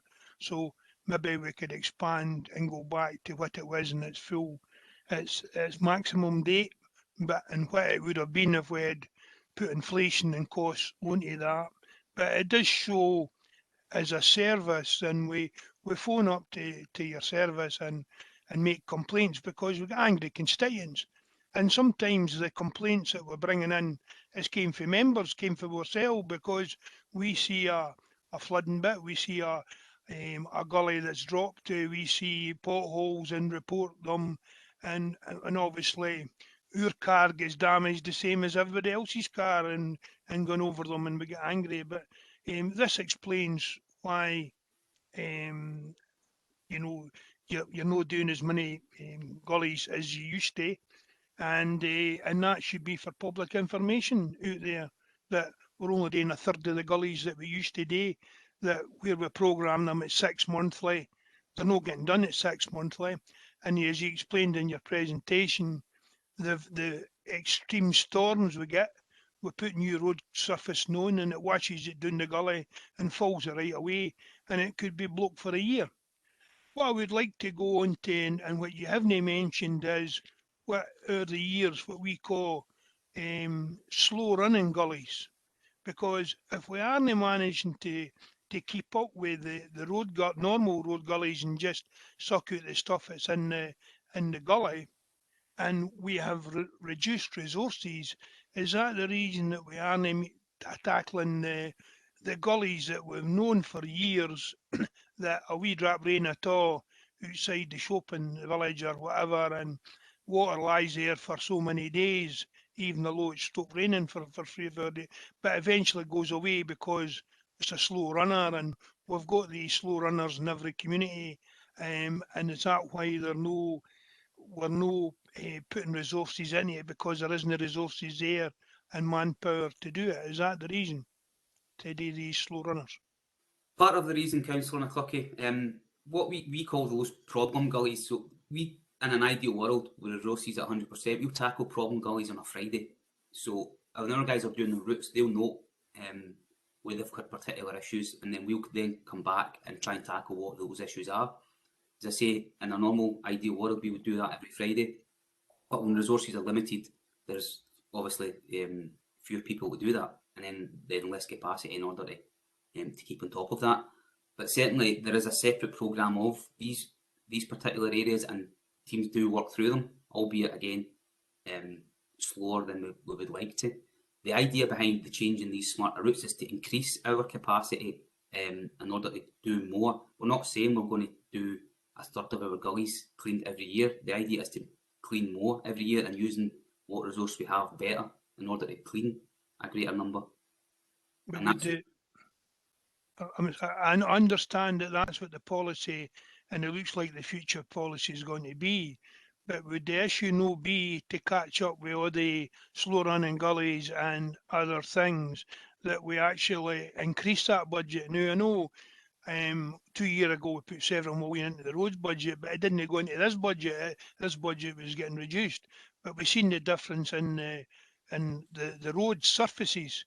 Why was money no? Obviously, you've stated that with global warming, we borrowed money last year for the carbon footprint because of flooding and other issues, and we've identified, I think Douglas will maybe confirm, is it no 40 million for Grangemouth for flooding, and yet here we are putting 300,000 into cleaning the gullies, that I can stand up in California and look down right over Grangemouth, you know what I mean, and water runs downhill. But if we're not catching the water, and also your officers have helped so many private tenants in last year, constituents, because they were getting flooded that wasn't before, up in Madison coming for the fire station, and water's burns further down getting bursting their banks, all sorts of issues that we weren't dealing before. And the first protocol is officers. We phone roads, and you give out sandbags and different other things. But what I'm saying is we aren't dealing with the issue. And as I brought up just in the last few days, and that, you know, there have been areas that have flooded for 15 years and hasn't been addressed. So that was during my administration as well as this. I'm not being political here. What I'm trying to say is that there has to be more done. Can we not use the climate change money or something to address the need to resolve the flooding, localised flooding in every ward? Douglas, I'll come in before you. Yes, councillor, cleaning gullies is a primarily revenue function, so it would, you know, I'm not going to say no to an increased budget and revenue to clean gullies. I would welcome it, of course I would. The additional capital investment we've got, yes, we are seeing a huge increase in number of roads being surfaced, and again, we're getting good feedback on that. But that monies can't be used for regular cleaning, routine cleaning of gullies. It's completely separate. Douglas, I'll let you come in on the climate change funding and that kind of area. Yeah. I mean, I think what this highlights is the need to get a better balance between the activities that we're implementing in capital investment and the revenue support we've got to apply for maintenance. And, you know, in the course of working on this report, Gary, Dot and myself have had conversations about how we get that into better balance. Because it's important, and obviously we welcome capital investment in upgrading the roads network.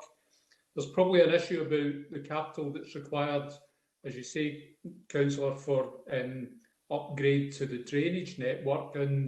And as we've been working this through, we recognise that perhaps more needs to be done to anticipate what the scale of investment requirement is there, and look towards, you know, building out that programme.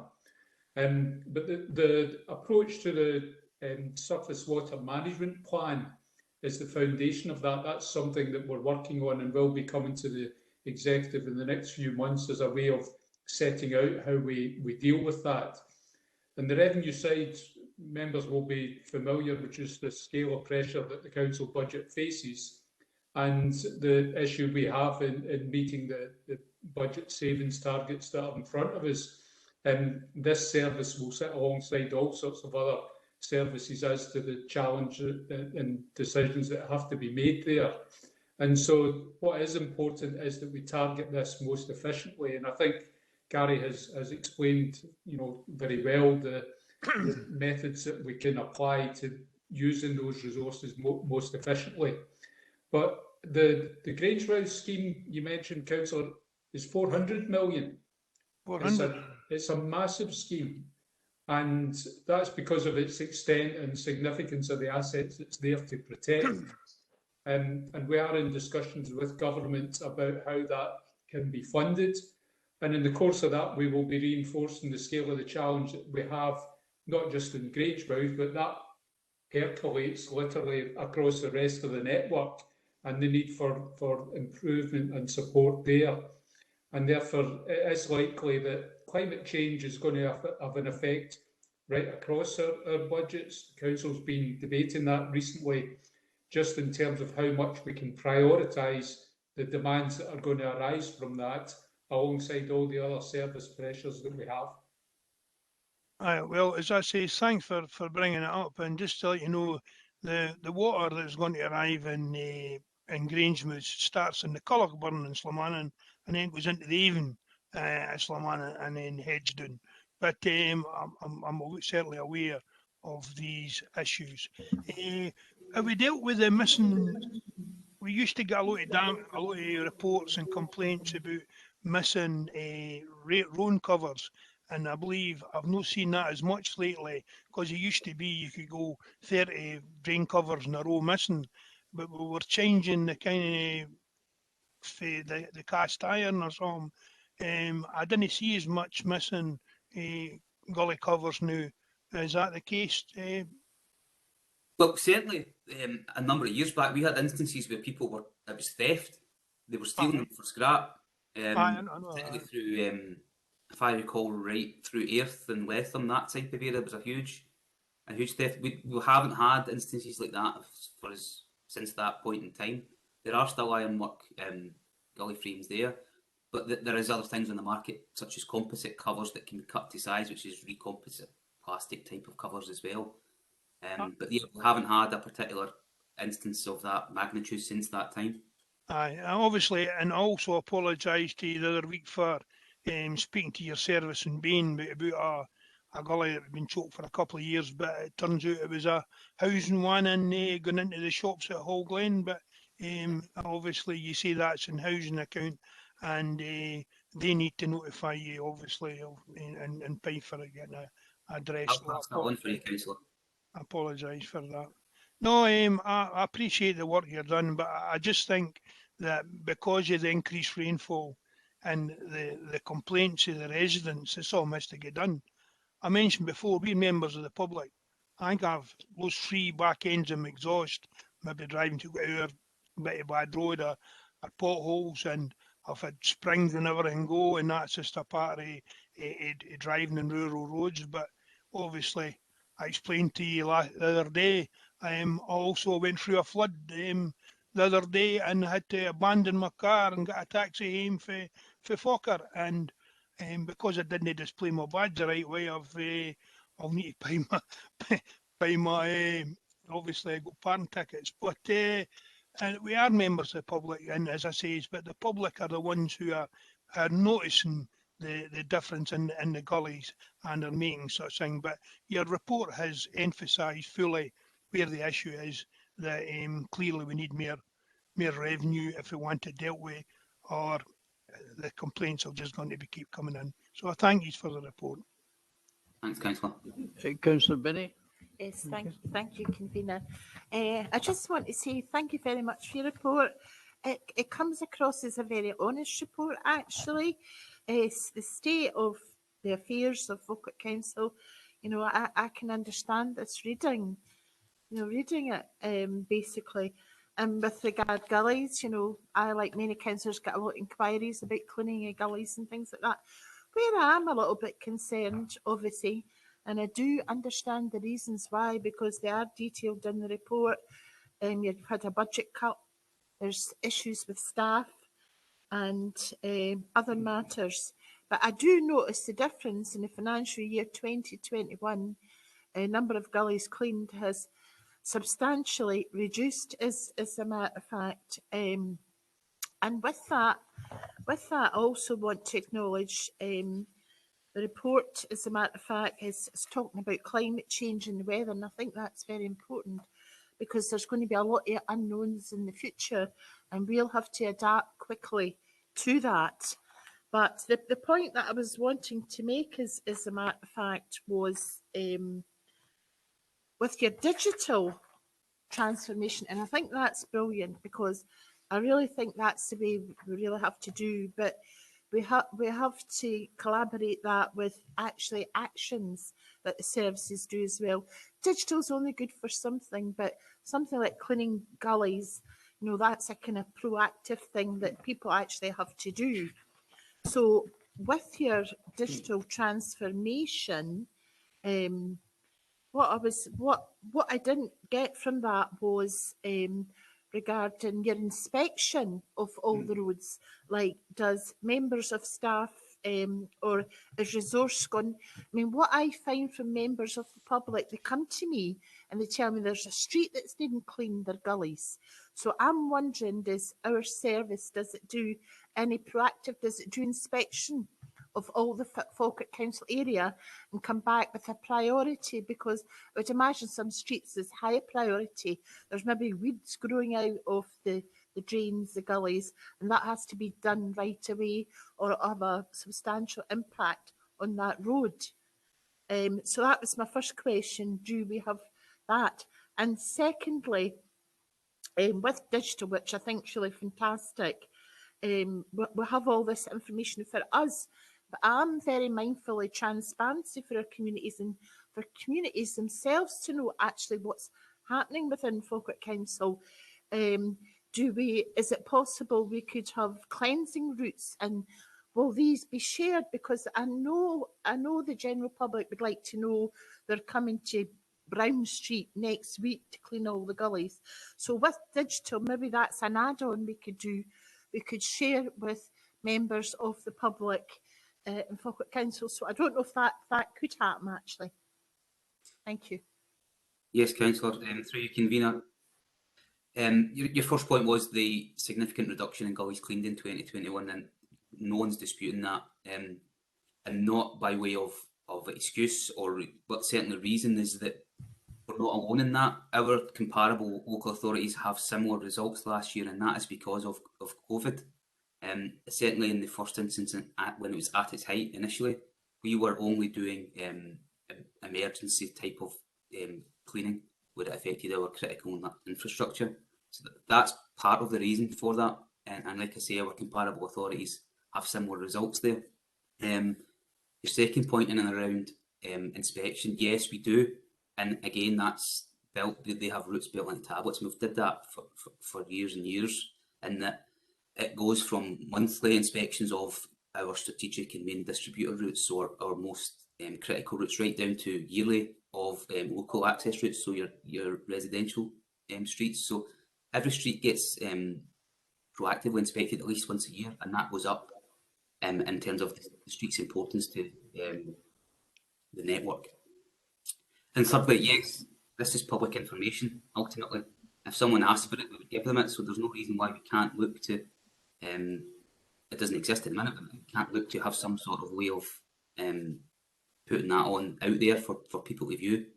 We do have communications graduates within the service now, where we can have a closer relationship with you as elected members and community councils. So it's maybe something we can pick up via that avenue. That's good. Thanks very much, because I think that would be really helpful actually for the general public. You know, if there was more information about gullies and when the routes would start for cleaning. Thank you. Councillor McKay, you want to go back in? Yes, please, Convener. That was a very interesting point that my colleague made there just a moment ago. One of the biggest problems we get is, and certainly in the villages, is the fact that there's no off-street parking, and the cul-de-sacs are full of cars, and people are complaining about a gully outside their house that water's coming down their path or something. But it's because that 20 hours a day there's a car parked over the gully, and these are issues. So maybe this is something that we could look at, as far as there's local Facebook pages or community councils that gully motors are going to be in the next couple of days up into a certain area, and maybe the community council could put word out in their Facebook or school. You know, community councils have got obviously Facebooks now, and parent councils, and try to get word out to say they've got to be up in that number of days in the area sometime, and could not park over a gully. And maybe that would help, because I do understand that if it makes sense to do gullies in one area, to try to haul a gully motor for one area and drive for half an hour up to somewhere else, and then the gullies, there are a car parked over it, is a complete waste of time when it could be going along a full street. So we maybe need to get the public on board with this as the Council of the Future, as a possible way that, you know, to maximise the efficiency of the budgets that we have got, so that we do catch these gullies. And so I'm very keen on trying to progress that and get the word out there somehow. Thank you. I'll take an action away to explore that.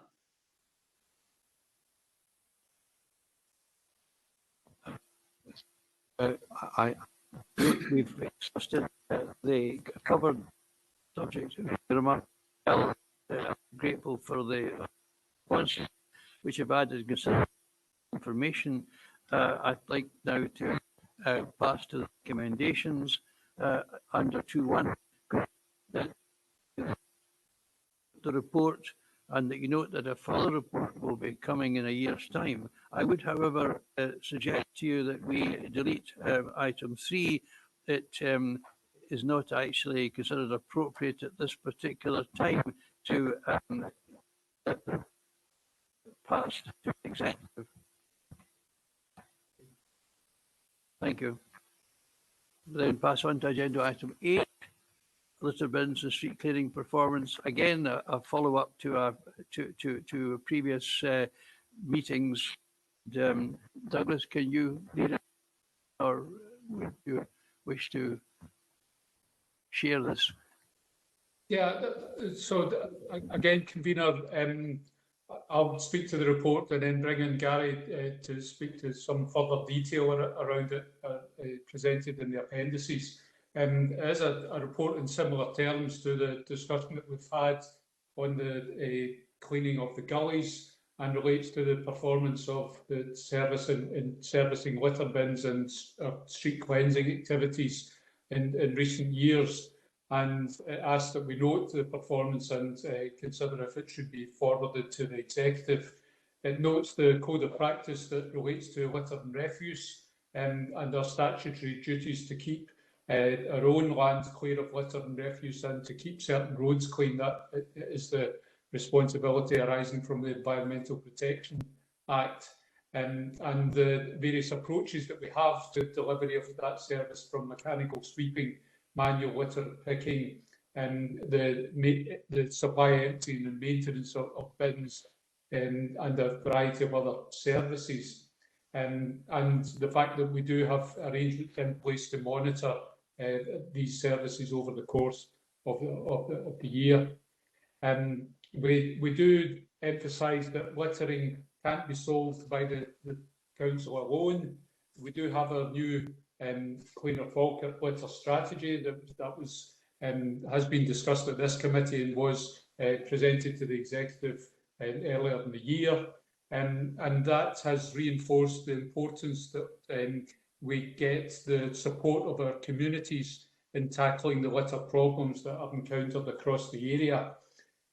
We have worked with Keep Scotland Beautiful, and they have the local environmental audit and management system that reports on the performance of these services across the area, and it highlights the range of challenge that the council has achieved, where, and certainly over the period arising from the pandemic, more than half of local authorities have seen an increase in the percentage of unacceptably littered sites since the prior year.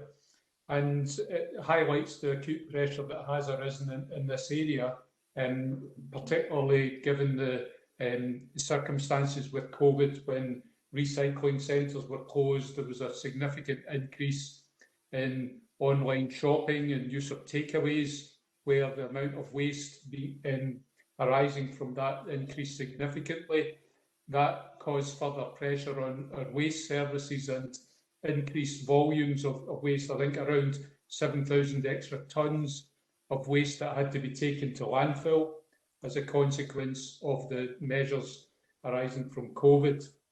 And so we've also seen a significant increase in fly tipping and depositing of household waste in locations close to our litter bins. And the report highlights the increase in fly tipping that occurred in that period, almost doubling in a year.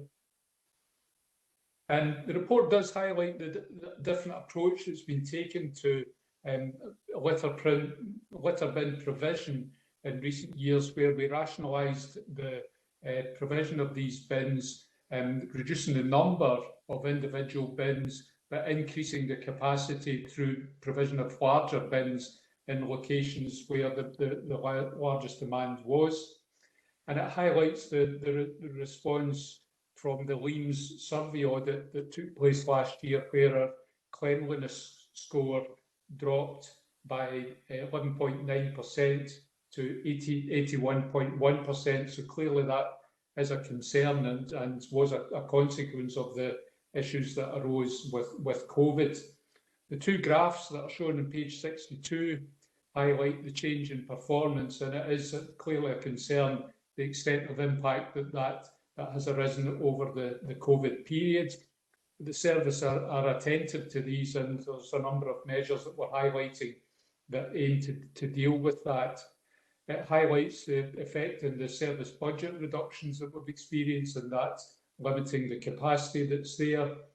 Highlights the work that we've been doing to encourage efficiencies through the transformation of roads and grounds staff. There were specific issues with the availability of staff during the COVID period as discussions with our unions suggested that this area of work was not essential and therefore that those staff had to be stood down.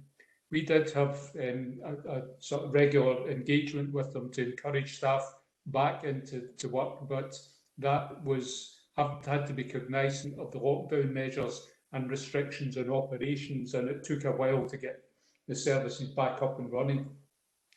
What we have been doing is we continue to have that liaison with the unions to encourage more efficient practice amongst our workforces and make sure that they are applied most efficiently. And the data-led approach that Gary has outlined in regard to the gully cleaning is also applicable in this area of service, and we expect that there can be real benefits from that work. And I'll suggest that Gary turns to that in a bit more detail when he comes on. We also note that there's going to be significant change in the approach to litter involving communities with the introduction of the deposit return scheme, which is planned for next July. Quite whether it's going to be implemented as soon as that because of the COVID situation, we're not certain, but that will have an effect on the range of plastics and bottles and glasses that are disposed of around the area. So we will be monitoring the effect that that has. In terms of the implications, we note the financial reduction, as I've mentioned, and also note the additional funds that were applied this year for environmental issues, including the removal of fly tipping. That's been very successful in dealing with those issues, but clearly limited in its extent. And so we are clearly very cognizant of the pressures in this area, recognising the effect that COVID has had in performance. That has been a significant factor for us, but we do have confidence in the measures that we have underway, and Gary's going to outline them in order to restore the level of performance and hopefully gain a further level of satisfaction from the community and in the performance report from Keep Scotland Beautiful. So there is an appendix, Gary, which notes the measures that you have undertaken. That's on page 68. And so maybe ask you if you could run through that briefly. Thanks, Douglas. Yeah, similar to the gully approach, this is similar themes, but relating to litter bin emptying and performance of mechanical sweeping. Whilst we can, well, first of all, we're now back at full service. There is a full service in place now for our street cleansing. And while we're still continuing to do the same routes as we did previously, we've routed them through our software system and in partnership with our actual drivers for mechanical sweeping in order to make sure that we're doing those routes more efficiently. So the same number of bins on the same days are getting emptied or routes being swept, but just making sure there's no wastage in terms of routing and stuff. And again, the appendix shows that case study evidence proves that there's been a 19% reduction in carbon emissions as a result. That was based in Newcastle, that case study. We're further complemented by the implementation of litter bin sensors. So the appendix states where these pilot areas are this year, and that's near Denny High School, Falkirk High School, with the local community co-ops, the high school and the pupils themselves, as well as our litter strategy team and waste services. So that's a partnership working initiative on those two high schools where there is issues with polystyrene, things for the containers that they use for their chips at lunchtime, and the areas in and around these high schools are seen as problematic areas. We're working with the community in Tamford Hill for the smart sensors, and that's going well because right along Bonny Hill Road and Tamford Hill area is seen as an area where there's an acute pressure. And then finally there you'll see that what we've done is our most remote rural bins, we've put sensors in, and that's to monitor usage and then direct resources accordingly. So rather than going to the far ends of the county and the bin being empty, we can then attend that bin when it's full. The smart sensors themselves, yes, they tell you the temperature of the waste and how full that bin is, but it also predicts when it's going to be full based on the current behaviour. So that might say this bin's due to be full in 2 days' time.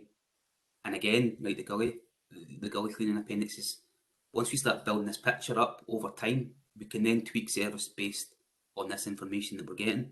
And should it be a success, then roll these pilot schemes out across the full council area, or target it at least where we have particular issues. Again, in our assets smarter routes part of the street cleansing appendix, I've put a wee bit in about the back end of the system. So on these routes in question, 169 of them were 25% full on this particular route, whereas 68 bins are over 100% full. So this is the kind of data that we can use, and again, sorry, 15 of those bins were empty when we attended them. So it's about collating all this data and making sure that we're using our resources more efficiently, and the communities are getting a better service. And we're working with communities, again, like in Tamford Hill, where we're working with them to see where their pain points are and how we can pivot our resources to better serve them. And again, with this data, as we build up that picture, we can then do it. The bin locations are all on the council website at the minute, so communities and yourselves as elected members can go on and check. Yeah, and again, like the gullies, these are all done on in-cab tablet devices in real time and time-stamped, and before and after photographs of where we've been. And it is a real, because this also correlates with the gully cleaning, in that litter can cause issues on the road network, which can block gullies and therefore lead to flooding. So there's a golden thread throughout all this digital work and throughout our service in order to make sure that we're using our resources more efficiently to give a better service to our communities. So just on that note, I'll open it up to any questions anyone has.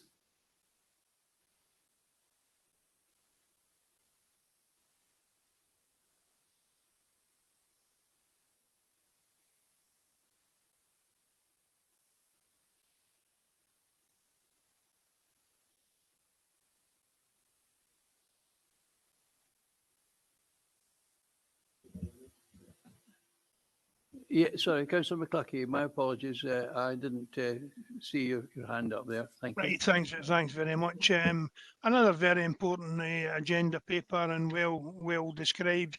And it is good that we've got so many community groups helping with the litter strategy. But it does seem more and more like a do-it-yourself council to members of the public. You did mention that there's less litter bins, but they've got bigger capacity. And the issue is that people will only walk further to a litter bin, whether that one takes it or no. I'll give you an example. There's the bus stops daily at just across the road from me are a bus shelter, so I'm looking right out at the bus shelter, and a lady gets off the bus most days of the week, and she eats a banana in the bus and opens the salt bucket and puts the banana skin in the salt bucket, right, every day, because there's no bin there. So she does put it somewhere, but I don't think banana skins helps during the icy weather. You know what I mean? And that's one of the issues that we get, because if there isn't enough bins. Now I do know that the budgets was cut once again in manpower cut, and we haven't got the capacity enough people. Even if we put extra bins in, we wouldn't have we need extra vans, I was told, and we would need to replace the officers that we've lost to empty them. But it is a major concern, and once again we're back in the position of letting people aware that this is going to be the issue for many years, unless councils manage to get enough funding to do their budgets. So I do understand your issue, but bar we get extra bins, I don't see how it's working. The one on the cameras to stop to help with people throwing down stuff all over the place. I know outside the Grant side between Slamanan and Sholtall, for 10 years there was rubbish put there, and we finally, I don't know what's happened, but the last time we cleared it, the council cleared it, although it wasn't urban ground, it's just like a lay-by. But for some reason they've stopped dumping there, but they are still dumping just along the road for it and everywhere else. So we don't seem to be able to tackle it under our strategy. Our officers, we had reported before, had booked about 10 people in a year's time for dropping litter. Now that's a team of officers. And really, does it make sense saying officers, if they're going to find somebody every 6 months, would they not be better emptying the bins? I mean, you know what I mean? I'm just trying to say that it doesn't see much of a deterrent to stop people throwing it out. It's no, I'm not getting officers. I'm no in your department. Like I says, it's been cuts again to the service. The elected members have got to pass, but it's still an issue. You know what I mean? So can you are doing your best. I'm just glad today that you as officers aren't scrutinising us. I mean, because I think you would give us a hard day. Thanks very much. Should go straight on then to Councillor Blackwood. Yeah, thanks, Convener. Obviously, 3.4 you're saying this year cannot be solved by the council alone, and I think that's we'll all agree with that. It's a problem. It's not a new problem. I've been a councillor since 2007, and litter strategy has been on the agenda since back then. I don't think the area has improved a pound since then, and we've had some great litter strategy teams over the years, won awards for their strategies. But one of them, Gary spoke about the high school pupils, and they are a problem to a certain degree, but they're not the major part of the problem. In fact, I got a complaint about posters in a certain area of Denny that depict school kids for the high school on it, and the guy contacted me and said they're the only people who drop litter, because that's what I read from these posters, that they were the only ones who were dropping litter. They were responsible for litter in that area. It's a major concern, and I don't have the answer, and obviously the council don't have the answer. Litter picks, I've been in litter picks, many litter picks, and all the people in litter picks aren't the ones that drop litter. They're not the ones that drop litter. They're out there picking up litter, and after 2-3 weeks they're back to pick up again. They'll soon get fed up with it, because we've got to do something about prevention. We're saying take a pride in your community, do a litter pick. I would say take a pride in your community, don't drop litter. And I don't know how we get around this. It's a major problem. It's blighting the landscape. When Councillor McCaughey mentioned the number of people have been caught, it can't be easy to catch people dropping litter. I've driven in and out to the municipal buildings for 14 years, and the stretch between Ponnybridge and the wheel roundabout is always covered in litter. I've never seen anybody throwing litter out of the car all the years I've been over, but somebody's doing it.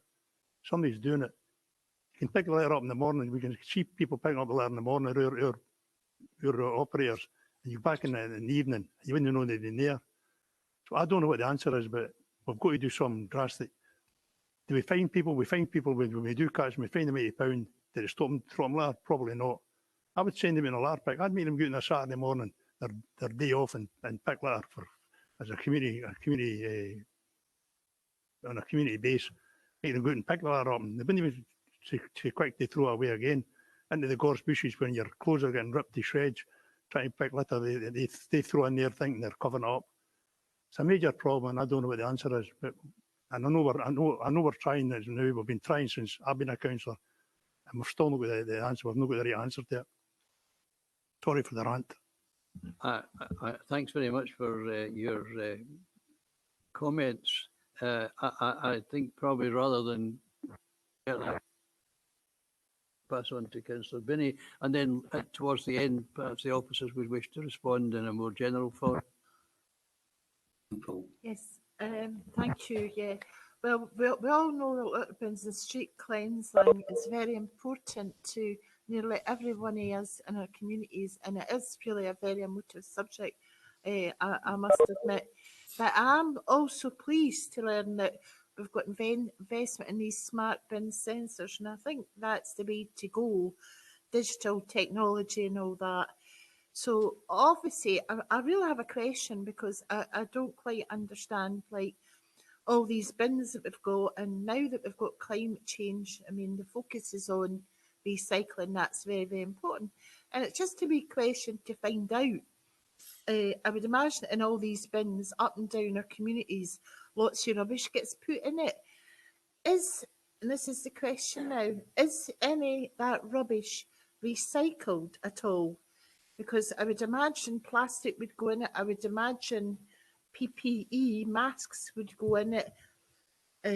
Lots of other things, cans, papers, all these things. There's all that rubbish basically in these litter bins that you pick up. Does that all go into landfill really? So it was just really for my knowledge. Thank you. No is the short answer, Councillor, and that doesn't get recycled. It ends up in our refuse sites.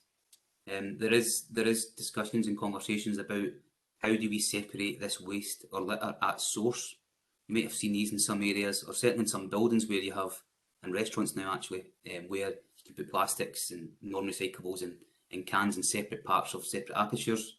And that's what we're looking at locally, how we can solve it. It's try and separate the source rather than it ending up in the refuse sites. But that's early days. I must get that point across. But it's certainly something we're looking to explore as a service. I'm really pleased to hear that, Gary. Thank you. And through you, convener, just to add the pressure that puts on the waste service, our volumes increased by 7,000 tonnes. That's cost us over £700,000 in gate fees and landfill taxes this year. So that's a significant pressure that the council has had to attend to with this. Our litter strategy, is an important way forward with this. I take Councillor Blackwood's point about this work having been pursued over many years, but it does have a number of improvement actions, particularly in information to be given to communities to broadcast the importance of reducing litter, to work with communities, work with schools, to try and keep this message going that we should aim to try and prevent litter. I think perhaps the point about carbon reduction is an important one, that's reinforcing that litter is an important element of demonstrating the carbon problem that we have, and that we need to reduce the level of waste that's presented. That waste going to landfill will inevitably add to the methane emissions that come through and add to the carbon problem that we have. So getting the climate change challenge sat alongside the litter challenge will be an important part of the messaging in the future. Councillor Balfour.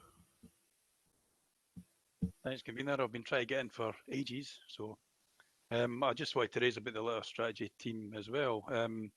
They used to be very sort of hands-on, speaking to local communities and kids, etc. Two of the lassies I remember were Hanya and Jennifer, and they were very, very good at what they did.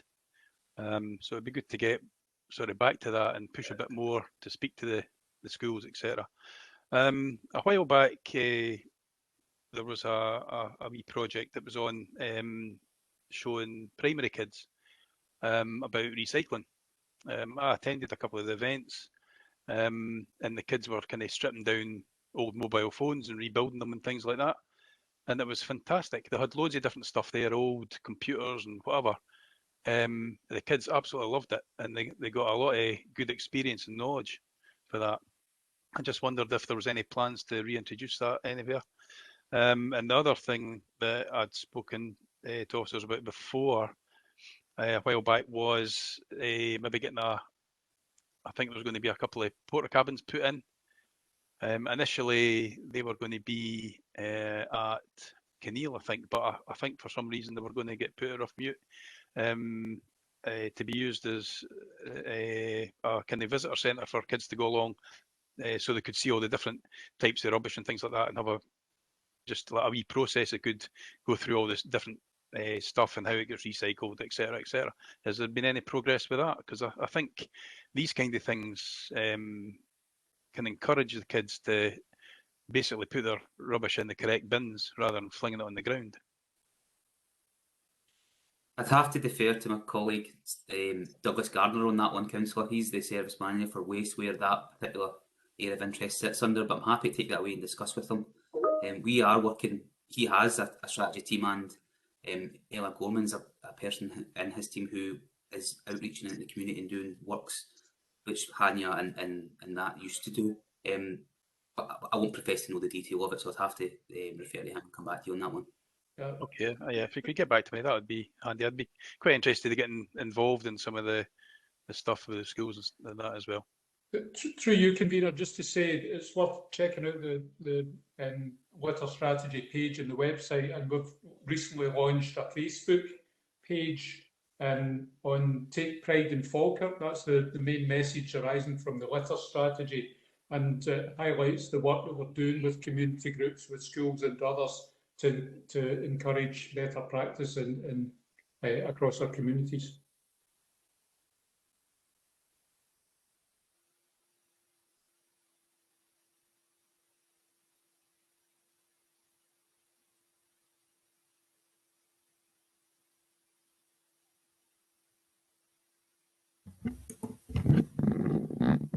I do apologise.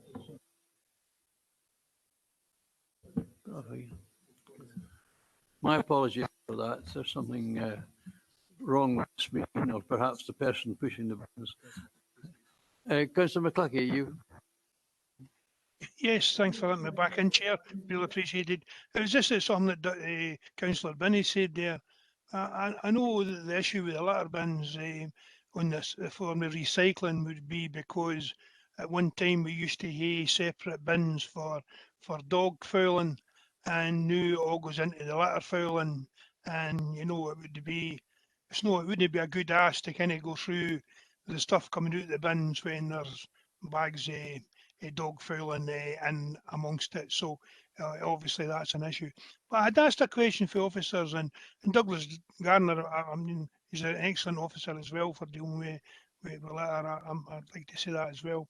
But the issue with my daughter works in INEOS, and obviously INEOS gets a bad name with climate change, but I worked most of my life doing in the chemical and oil places. But they've got a recycling centre. Now, I don't know if that's intended for wider use or just their own use. My daughter was showed round it as a process just a few weeks ago, and their recycling centre, it tells them not to crush the plastic bottles, because they've got a thing that shows a bottle that picks a plastic bottle and takes it out of the system.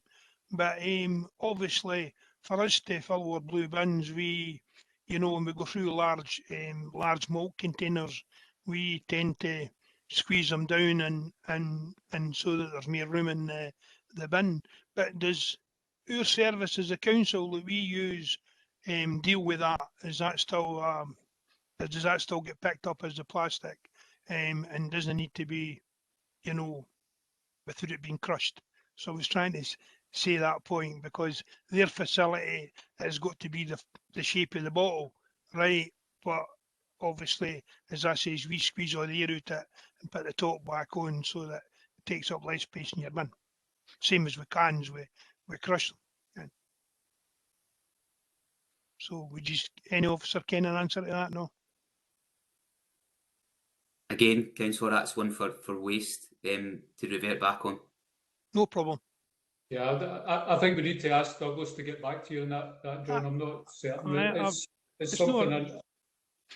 It's not an important issue. It's just that when we were discussing that, and it pops into my head, and as you know, when something pops in, it pops out. So apologise.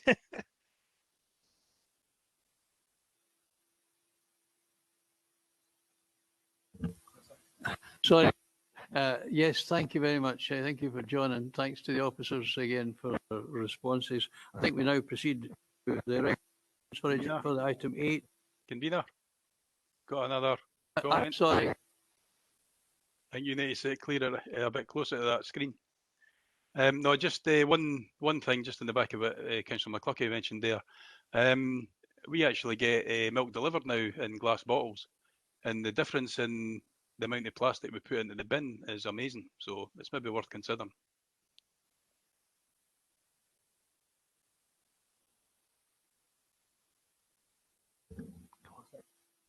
Yes, well, thank you. That's I'm sure these comments will be being noted.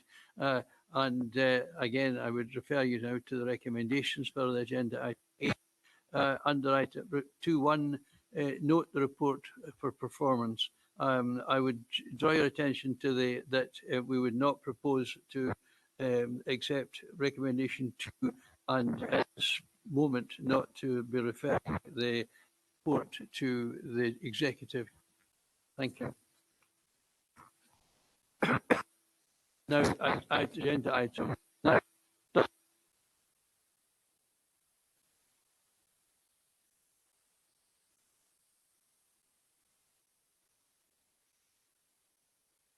Sorry, we can't hear you, Chair.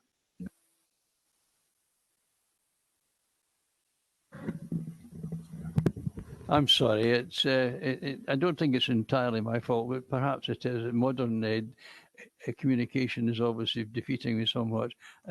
I would now actually ask Douglas if he could. He's having, as I say, he's having a hard day today, but I'm grateful to him for his contributions. Would you like to read on agenda item 9, please, under employability updates? Thank you. I'm actually going to do a bit of a body swerve here and ask that Sarah McCulley speaks to this report. It's the report giving an update on employability that the Scrutiny Committee had requested. Sarah's taken over from Pamela Smith in that team, but has been very active in the past year and a half now. Sarah, almost 2 years. And so important to convey the work that the team has been doing over the course of the COVID period and more recently. So I'll hand on to Sarah. Thank you, Douglas, and through you, Convener. I hope to provide greater insight into the response and performance of the Employment and Training Unit in response to the COVID-19 pandemic, aligned to economic recovery and the wider socio-economic priorities. The paper asks members to note the dynamic and flexible response of the Employment and Training Unit and the additional work that the team have undertaken to plan and implement additional support provision utilising external funding.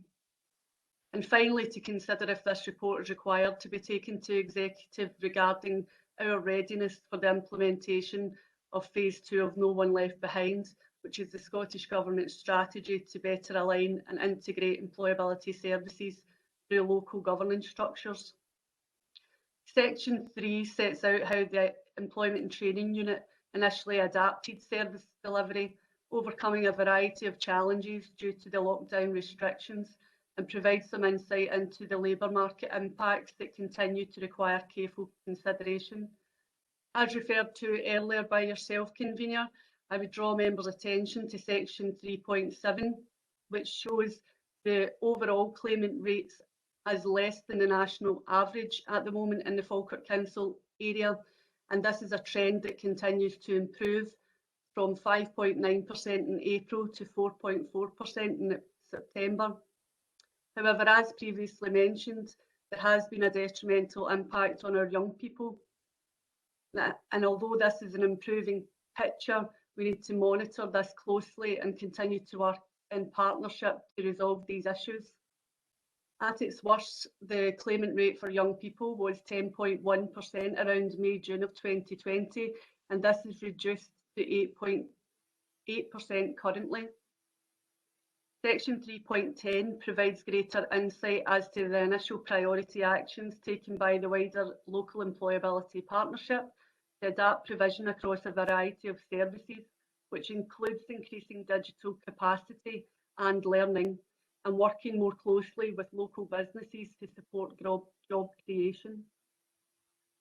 Section 4 highlights the national and local investments being made through the Young Persons Guarantee, in which a variety of partners such as Developing the Young Workforce, Skills Development Scotland and Young Scot, along with local authority employability services, support the wider pledge of the Guarantee for local young people.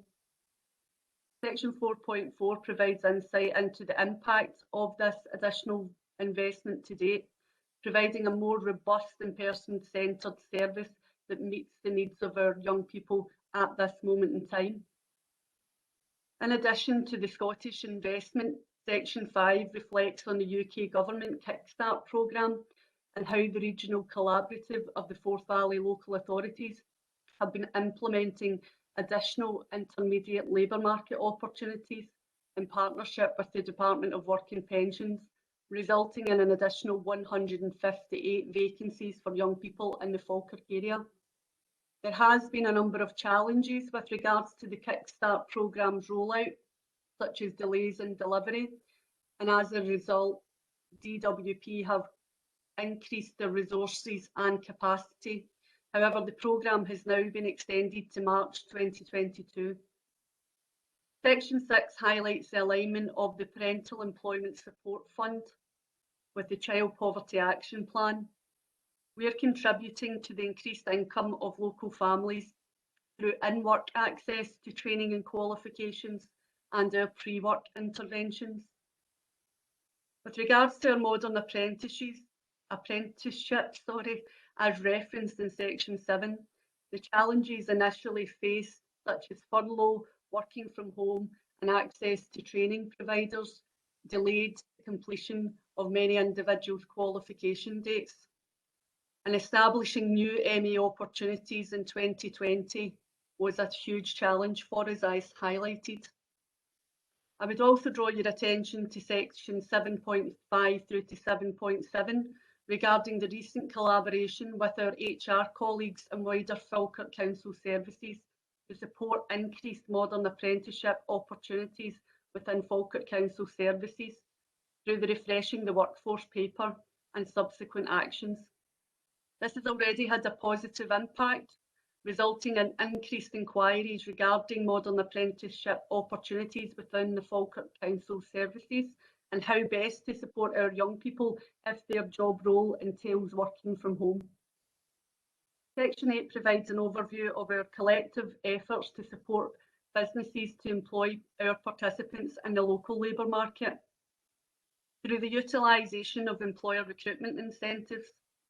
This has been supported through increased investment by Scottish Government and the Young Persons Guarantee, however also through the Economic Recovery Plan investment to support the 25+ age group who have been long-term unemployed and disproportionately impacted by the pandemic.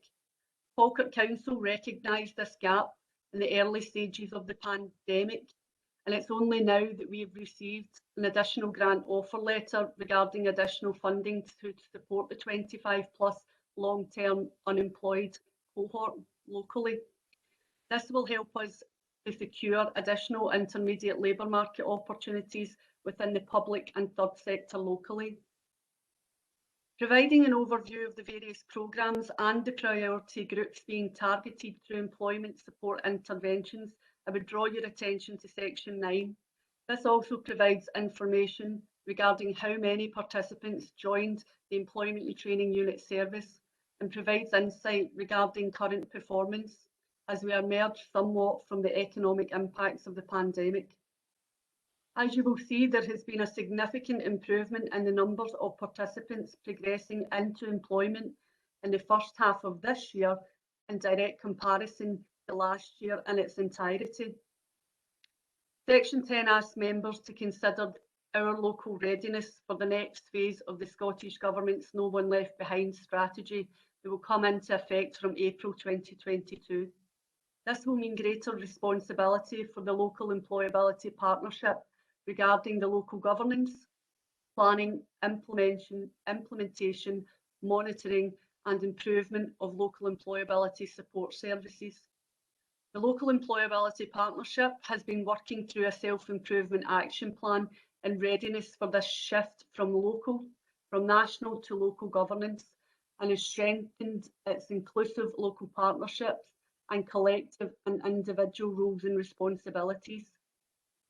However, drawing members' attention to section 10.7 through to 10.11, we have faced ongoing challenges with regards to the timescales in which we receive grant offer letters to the local authority leads from Scottish Government. Ongoing changes to payment conditions, reporting expectations, and the current hard stop of funding at March 2022. This has had significant impact on the ability to effectively plan, co-commission and deliver services that are most effective and align with the Scottish approach to service design principle with regards to service user involvement and co-design. Annualised rather than multi-annual funding also contributes to these challenges.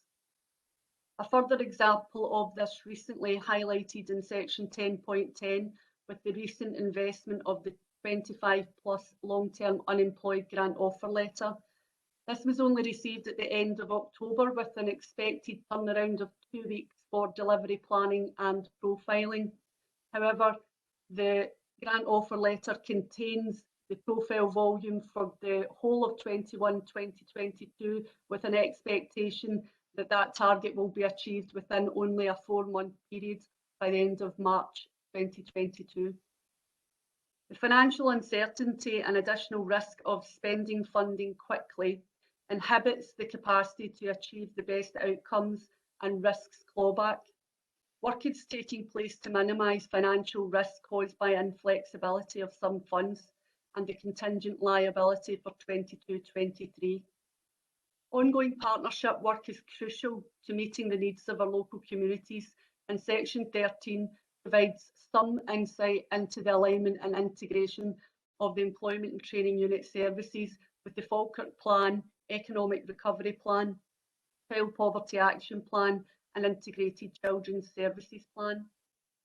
In conclusion, the ETU staff had worked tirelessly to embed the additional support programmes in response to the pandemic, while continuing to deliver business as usual services, meeting various contract and compliance requirements in a flexible and responsive way to participants and our external contractors. Through the measures identified in this report, the Employment and Training Unit and the Local Employability Partnership aims to be in a stronger position to make the most effective use of public investment while targeting finite resources to achieve inclusion for those disengaged from the labour market as a consequence of the effects of the pandemic. Thank you, Convener.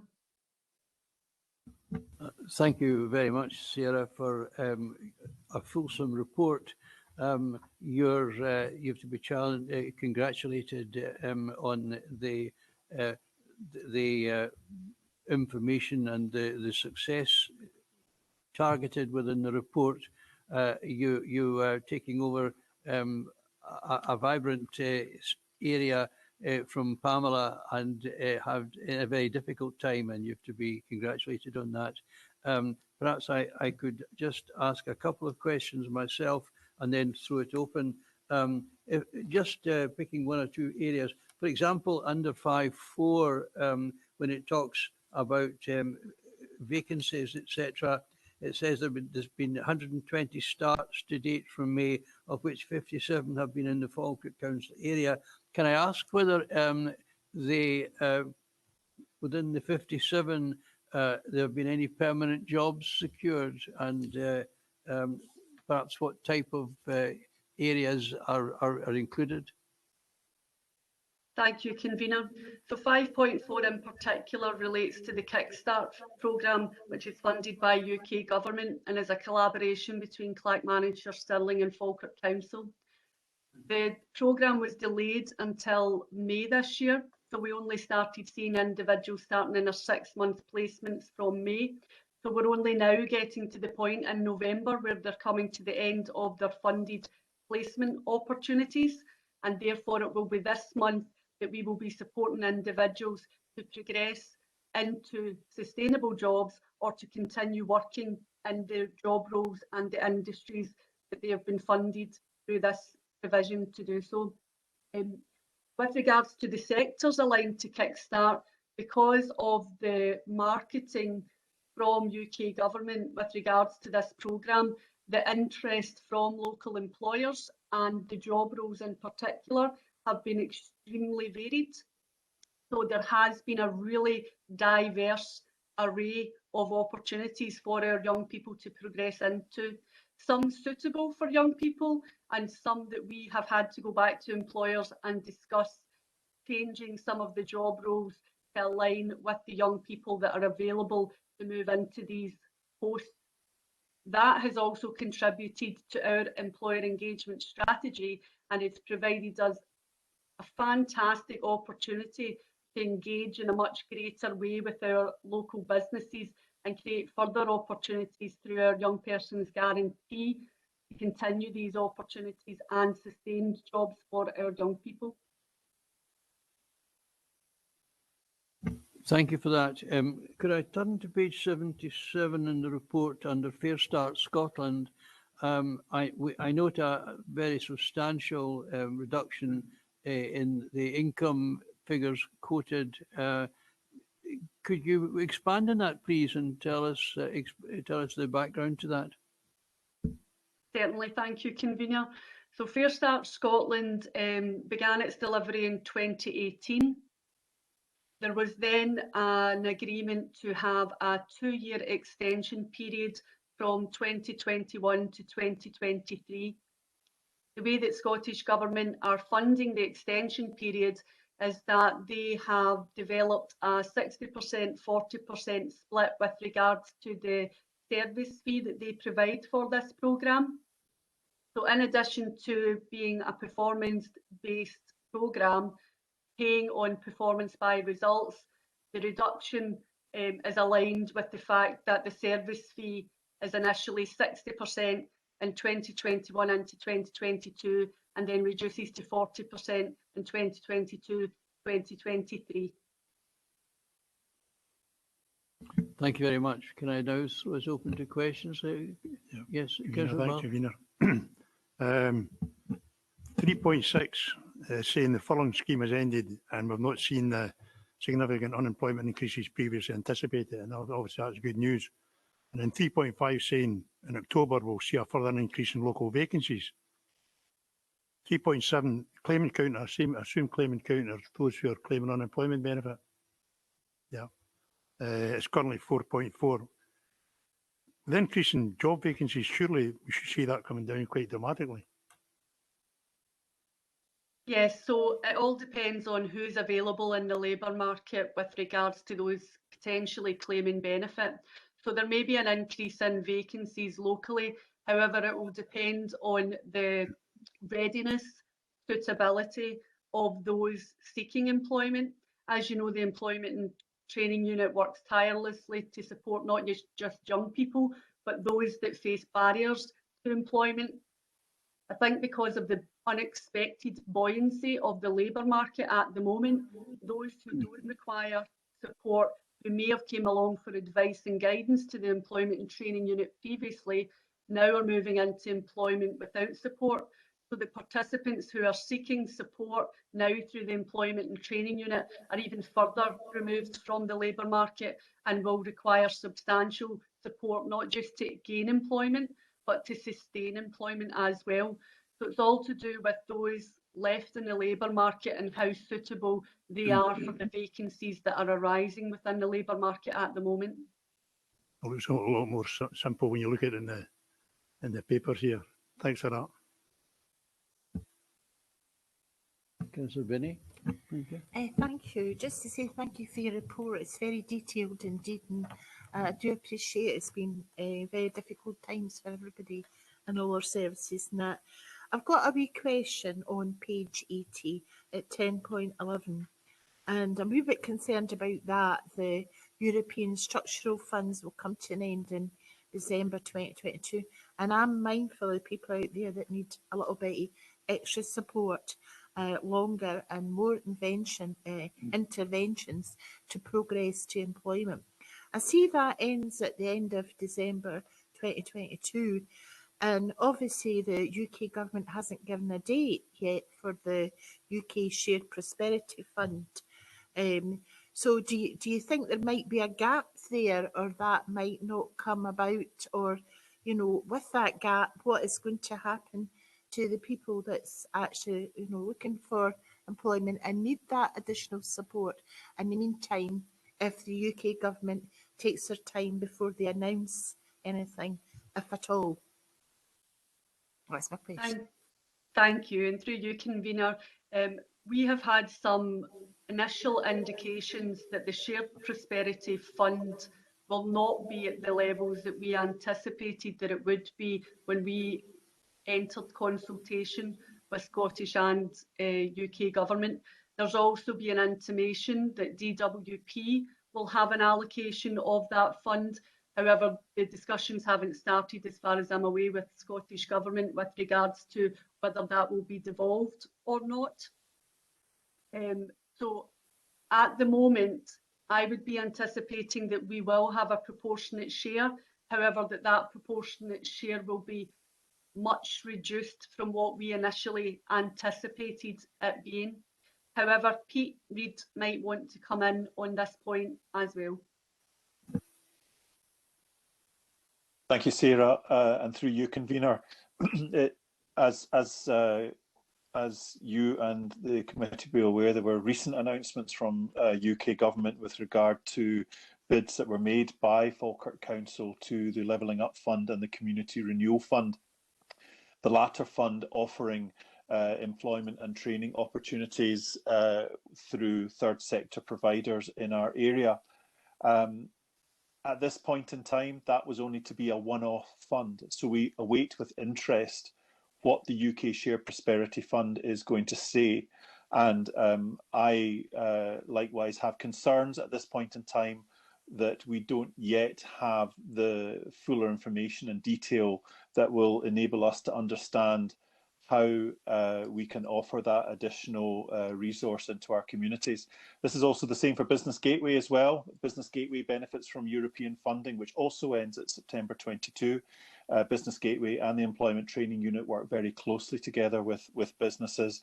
And again, it's just waiting to see what is going to come forward in terms of the consultation document that the UK government will issue with regard to UK Shared Prosperity Fund, with small hints about what that may or may not include at this point. So we continue to monitor that carefully, and it's something that probably we will be bringing back to members once that is known, in the same way that we brought to members the Levelling Up Fund and the UK Shared Community Renewal Fund.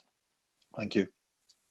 Thank you. Can I just come back in there? So obviously we don't know at the moment, and I appreciate you monitoring that, and that's what we have to do. So we don't really know what's happening. But in the meantime, you know, I'm thinking for the people concerned. So do we have a contingency plan or a pathway for them if this doesn't happen, or if there is not enough resource given to us? Thank you, Councillor. And through you, convener, I have suggested in the paper that there is movement with regards to the phase 2 of the No One Left Behind strategy. This will mean that there are funds that are currently provided through Skills Development Scotland for the implementation of the Employability Fund, and through SCVO for the implementation of the Community Jobs Scotland Fund. They will come to an end in March this year. And the funds aligned to both those programmes will then be shared across the 32 local authorities as additional funding, which will require local governance to be in place to look at where the resources and the funding should be best utilised to meet local needs. So although we have overarching priorities nationally and overarching quality standards to meet nationally, we will be able to make those local decisions on where the additional funding is best suited when that comes into us in April next year. We also anticipate that there will be the third and final phase of No One Left Behind at the end of the Fair Start Scotland programme. Now, we have no confirmation with regards to how that is going to land at the moment. However, if it follows suit with regards to what's happened in phase 2, then we would anticipate at that point that the monies that have been utilised through the Fair Start Scotland Fund would have potential to also come in to be governed locally and implemented locally. As I suggest, that hasn't been confirmed as yet. That is my understanding at this moment in time. So there is potentially a plan in place. However, it would not be currently at the funding level that the ESF funds provide. Thank you. Thank you very much. Yes, sorry, Councillor McCluskey, thank you. Thanks very much once again, Chair, for letting me in. I'm a bit concerned with obviously ring fence funding and what the future's going to bring. I know as administration years ago, Falkirk was seen as a leader for employment training, and many of the initiatives that we carried for you know, other councils end up taking them on board and working through it. So we've always had it as, in fact, it was always for highest priority. Grow your own, we called it, and what I know a lot of senior directors still believe in, but obviously climate change and 14-year cuts he's influenced a lot of things. So I was just wondering, in view of possible changes in the ring fence funding for Douglas, are we aware, obviously, that some funding may possibly reduce in the future? Have we looked at that as far as, I know we're considering this year's budgets, and I don't want to tie you down with certain things, but in phase 1, but have we looked at that information as towards, you know, possible savings that you're going to bring back and try to protect that service? As you know, is there anything you could say on that to give me some kind of reassurance? I don't want to put you in a spot, but is there anything you could say? You know? Absolutely, Councillor, and through you, Convener, this is something that's very much a focus of attention just now. As Pete and Sarah have highlighted there's quite a state of flux in the funding position with the services that ETU are running, you know, so major changes through the European funding side, through the pattern of funding that's coming from government. We have got a great track record in attracting those external funds, but when there's this order of change taking place, it does give us a level of risk. And in fact, Pete, Sarah, Ross McLean and finance colleagues met the other day to look very specifically at that issue and also to consider where we might be going with the future programme of savings, if that's going to be possible. It's very difficult given the range of complexity that Sarah has mapped out there, but we've got hard choices all round in the budget process, as you know, and so there is inevitably going to be a choice about whether we run down some of the operations in this area as against what happens in our road service, in our street cleansing services, in waste, in planning. You know, the whole set of challenges that we have, and I've put forward some suggestions to the council. There will be more coming, but also there needs to be parity of approach across the whole council, because there's no easy answers to this. All the choices are going to be very difficult, and therefore it's important that you are able to look at them evenly and make an appropriate call. Can you tell me the modern apprentices that we had to furlough? We've brought through, as I say, some excellent modern apprentices through member services, for example, that many of whom are still working and getting promotion in other areas of the council now. And some of them, they feel like members of the family when you were going in to the office every day, because you were there for quite a while till they finished their training. But I'm concerned that the way of working in the council means that we'll be more limited in the future about growing our own and producing excellent modern apprentices, because, you know, if staff are going to be working from home, they're not in the office gain the skills and training to the modern apprentices that was excellent training that they get. But if they're not in there, I mean, for a year and a half there, we hadn't some days, most days in member services, anybody in, you know what I mean? So as a councillor, so let alone being able to train an apprentice because of COVID and restrictions. So I'm concerned that where councillor says a blended approach in the future, a lot of officers working from home, how that will affect training with young people who got an excellent training from Falkirk Council. So I wonder if one of the officers could kind of reassure me what we're going to do with that. Yes, thank you, Councillor. And through you, Convener, we actually held an information session with a variety of managers across council services on the 31st of August. Working with our HR colleagues, we'd realised that our percentage of modern apprentices across the council services had went from 5% down to 0.9%. Now, this is because of a lot of reasons. You know, there has been savings expectations across the council for many years. And as you suggest, there's been differences in the roles of individuals throughout council services as well. We have some really experienced staff within the Employment and Training Unit who have worked on the modern apprenticeship contracts and with the frameworks that support the qualifications.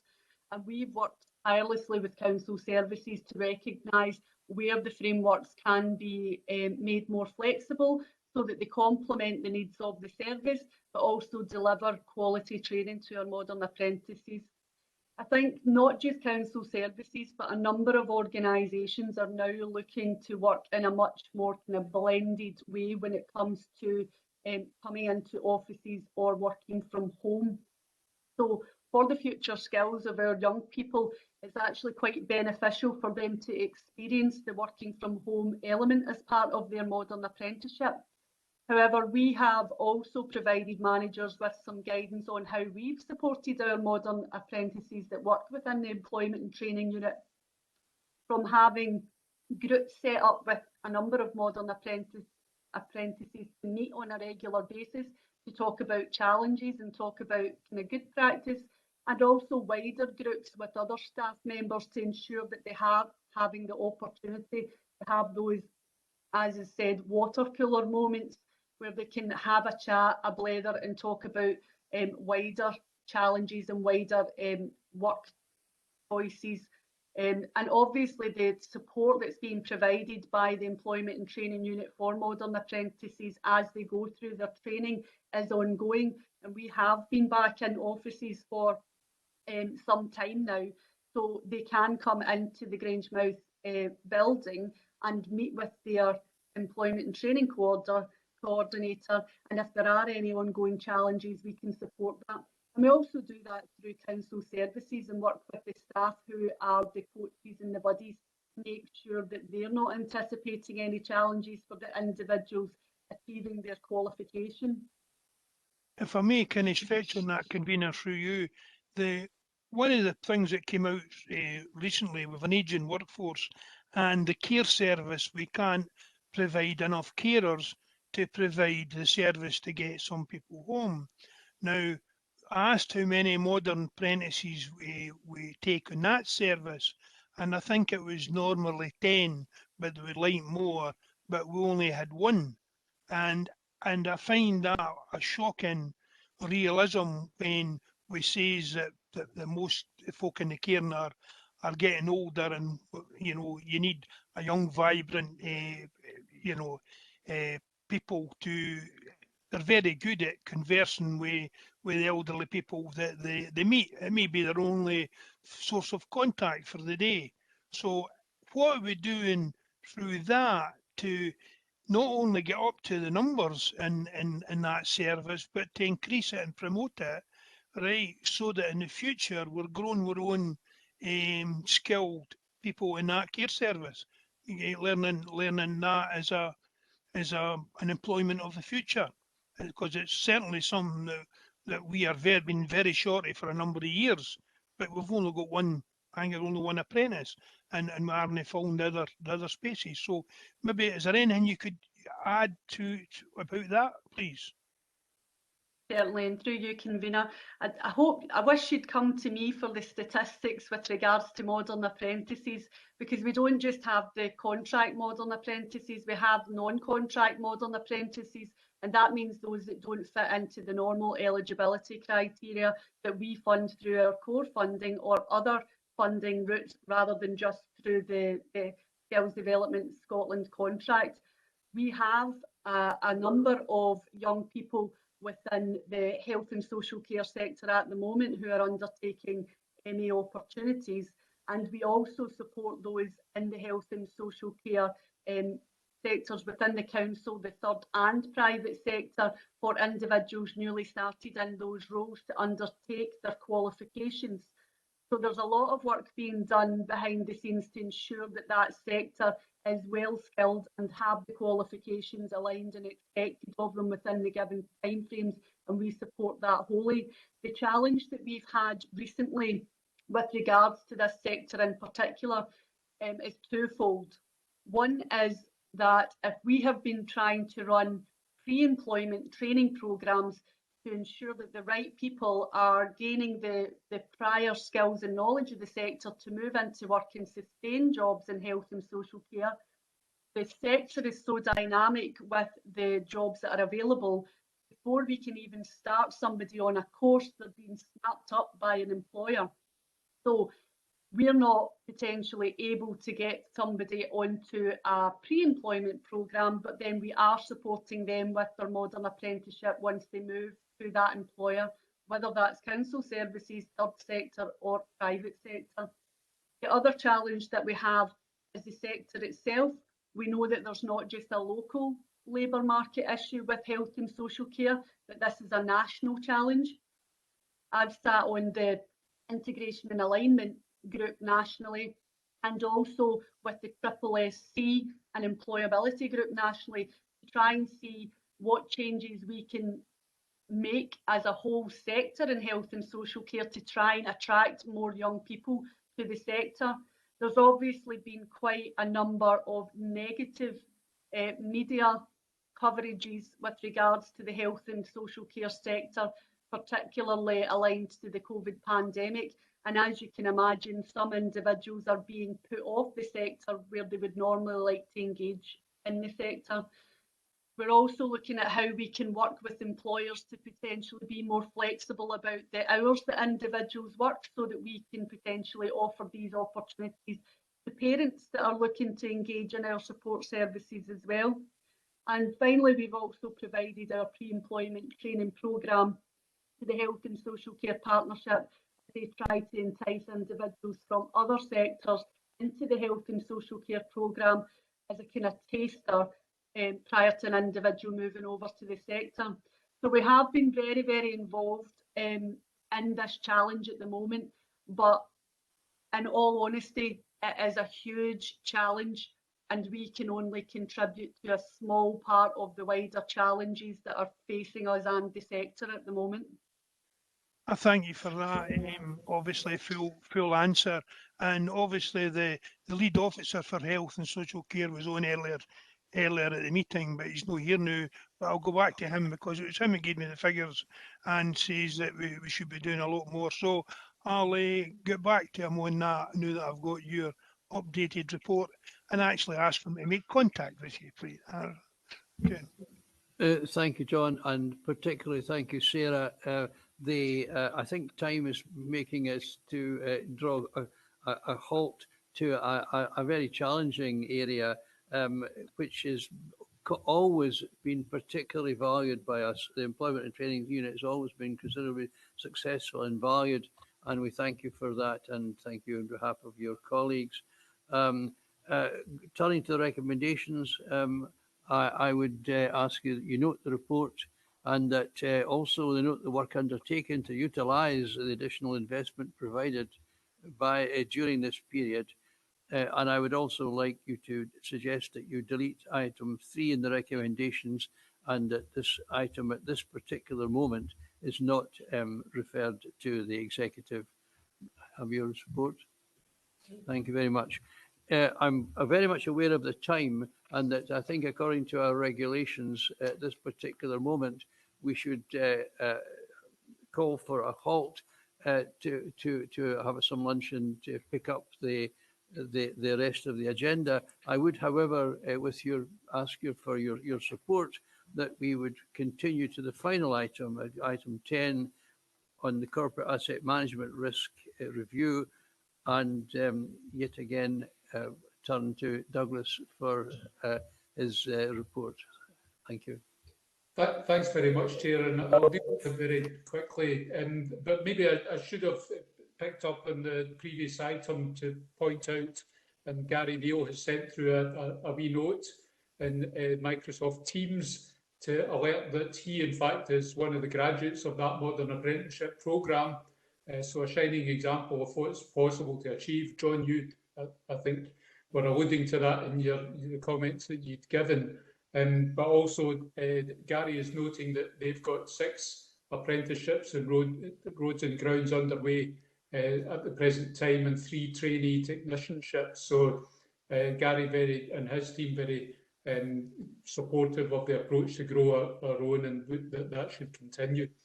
In terms of the item 10, the corporate asset management risk review, it relates to the deep dive plan that was considered by Scrutiny Committee back in June of this year, and a number of actions that were put underway, particularly to focus on our corporate asset management strategy that had been agreed at the council meeting in May. We are required through that strategy to adopt asset management practice across 6 different categories of asset: property, fleet, ICT, housing, open space and roads. And there are asset plans for each of these that come periodically to the council for agreement. But additionally, we have a risk methodology that underpins each of these plans. And this report advises on progress in relation to the overall strategy, as well as some of the detail in the deep dive that has been reported.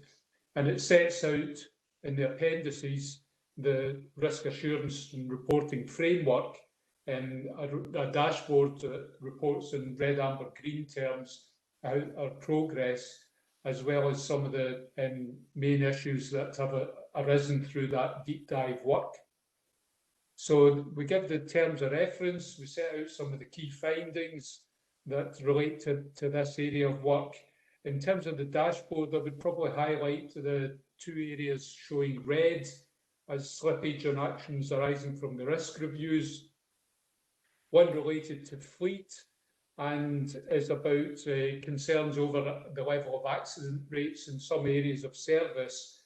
And obviously accident rates has an effect on the fleet and our capacity to deliver the service, and can also have a budget consequence. So important that we attend to the risks in that area, and the services have got measures in place to try and reduce the future risk of accident.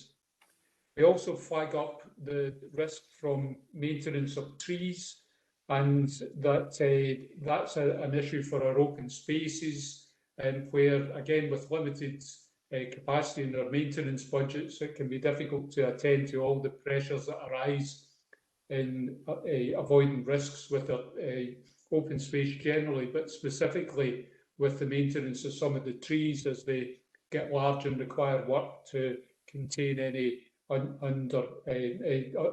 any growth. So that is an area where we've prepared a submission as part of the capital programme this year to seek some support to attend to that risk. But in the rest of the report, we highlight some of the limitations in the review particularly in relation to property assets. There's work taking place around the property strategy to pursue a corporate landlord model to consolidate our managing of property in one service. Risks around the community trust and the integration process with a risk matrix that's being maintained around that work. Work relating to the community and learning estate, where we have an initiative underway, and that again is going to come forward to the executive. We also note risks in relation to the delivery of the capital programme and potential for slippage, particularly arising from COVID, with effects through increased requirement to re-tender for some works. So these are all pressures that we are maintaining risk matrices in support of. So I'm happy to take any questions in regard to the report or its appendices, and this is certainly something that we keep active through the work of the Corporate Asset Group. Thank you, Douglas. Any questions?